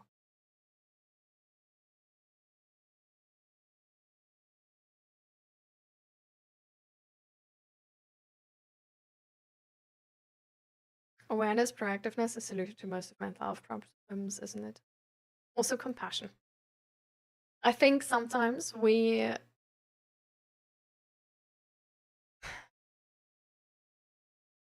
our body is not trusting us because we don't take our body serious, if that makes sense.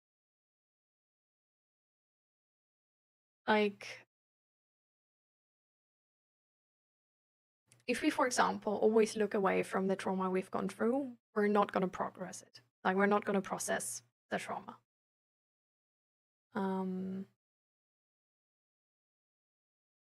So we sort of like, it's awareness and like knowing yourself, but it's also like accepting yourself. And like learning to work with yourself, not against yourself. And then, yeah, like, honestly, like, proactiveness, like, initiative to do something, change something is really good.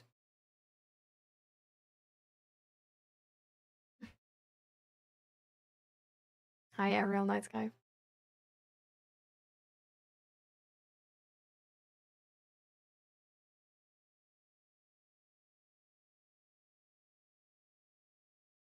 Anyways, then that's what I've been telling myself, like, to accept and be grateful for what I have. Just seeing that people achieved wealth just because they said one word 1,000 times or just showed their body really makes me live in mediocrity. I feel like with a lot of the time, what lacks in moments where we feel jealous of others is actually awareness and mentalizing for them. Like, I feel like sometimes we're jealous of people because we don't see the work they actually put into something. Because they might also not show us. Because sometimes, actually, like, making it look easy is a thing which helps to be successful. Sometimes there's drawbacks to being successful as well, right? And those sacrifices which are being done in that way, we don't want to see. Sometimes we idolize something we don't have. Without understanding that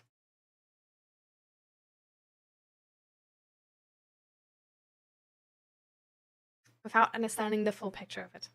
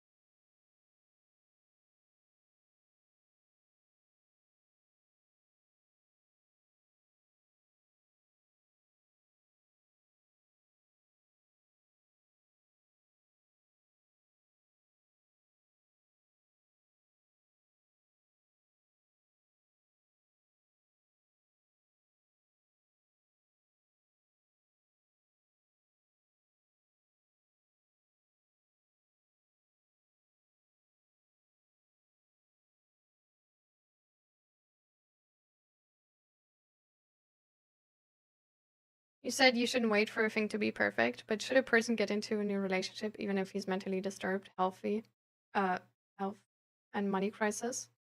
So perfect time is needed.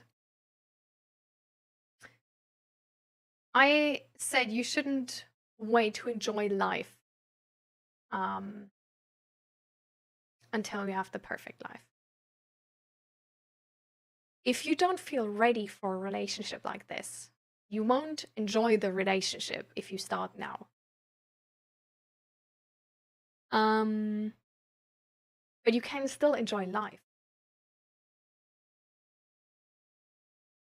There's like at some point I would really like to have a house instead of an apartment with a garden.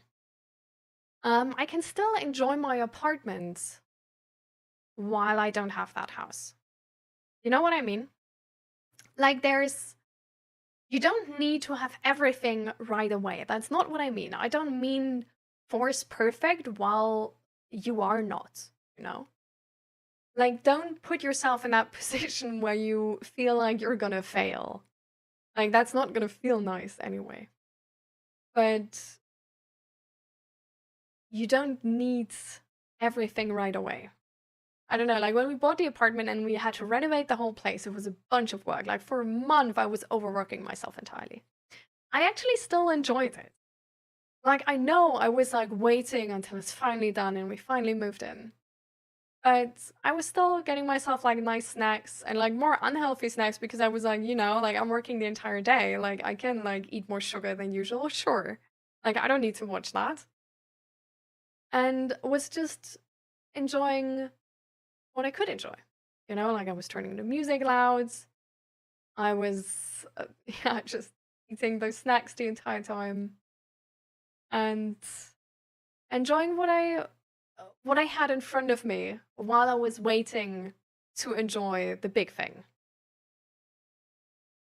If you know what I mean. Like, do you know what I'm getting at, Crafty?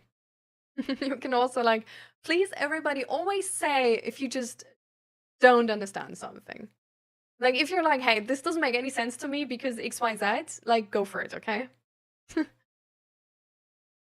Like, of course, like, be polite. Like, I'm not saying, like, be a dickhead, but, like, it's really important to, like, not, like, this doesn't make sense. If you didn't understand something, you know, but I'm trying to help you. This is, like, you're not gonna get an answer if I don't know you didn't understand, right? Like, I can't answer questions which are not being asked.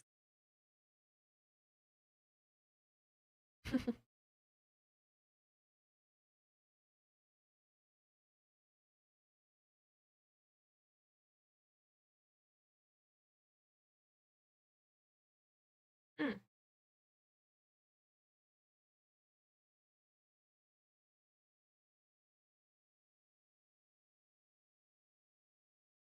Mm.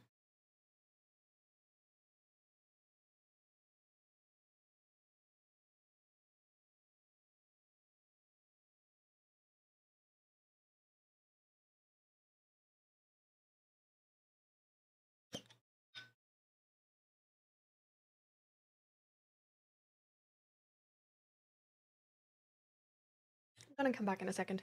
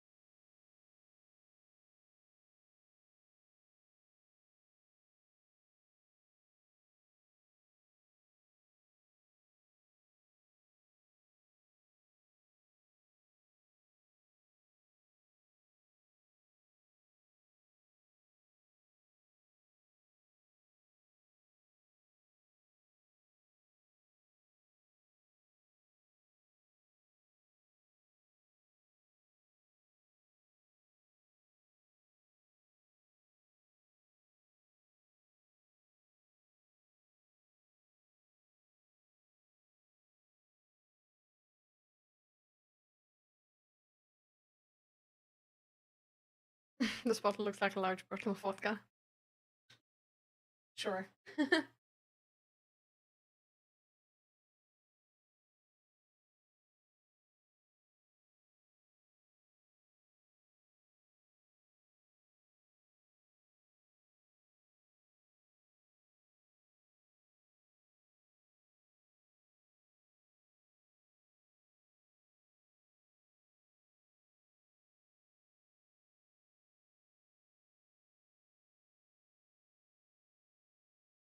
I was always in a position where I always got opportunity to enjoy or relax a bit. Perhaps get into a relationship, but I always said to myself, not focus on yourself, your career, etc. So all the things later. But at the end, I haven't got anything. I've not achieved what I wanted nor enjoyed. I mean, it's really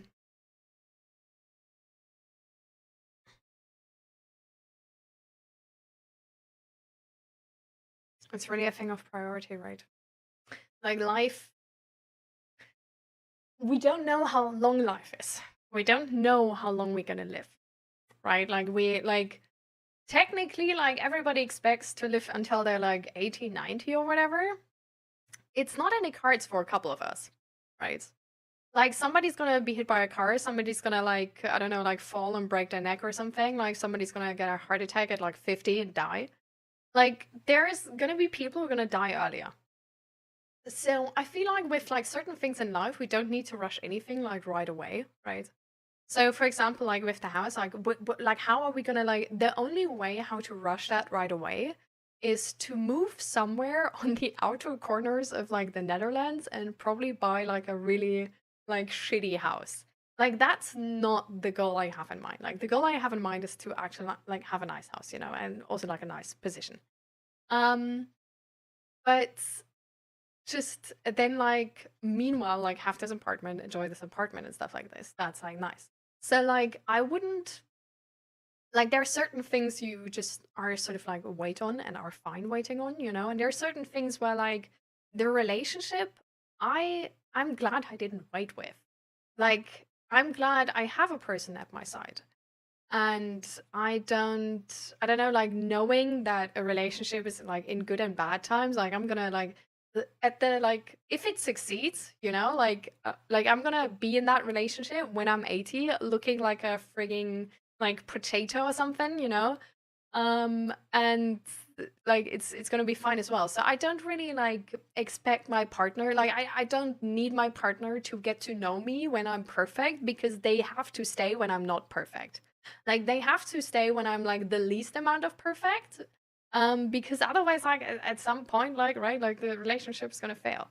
So it's a thing where like I don't mind starting a relationship when career is not yet figured out, and when like mental health is not yet perfect.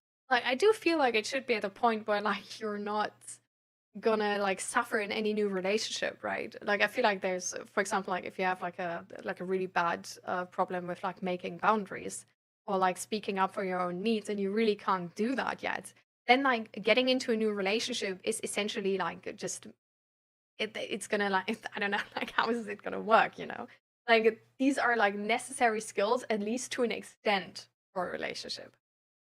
But if it's just a thing where you're like, if what's holding you back is more like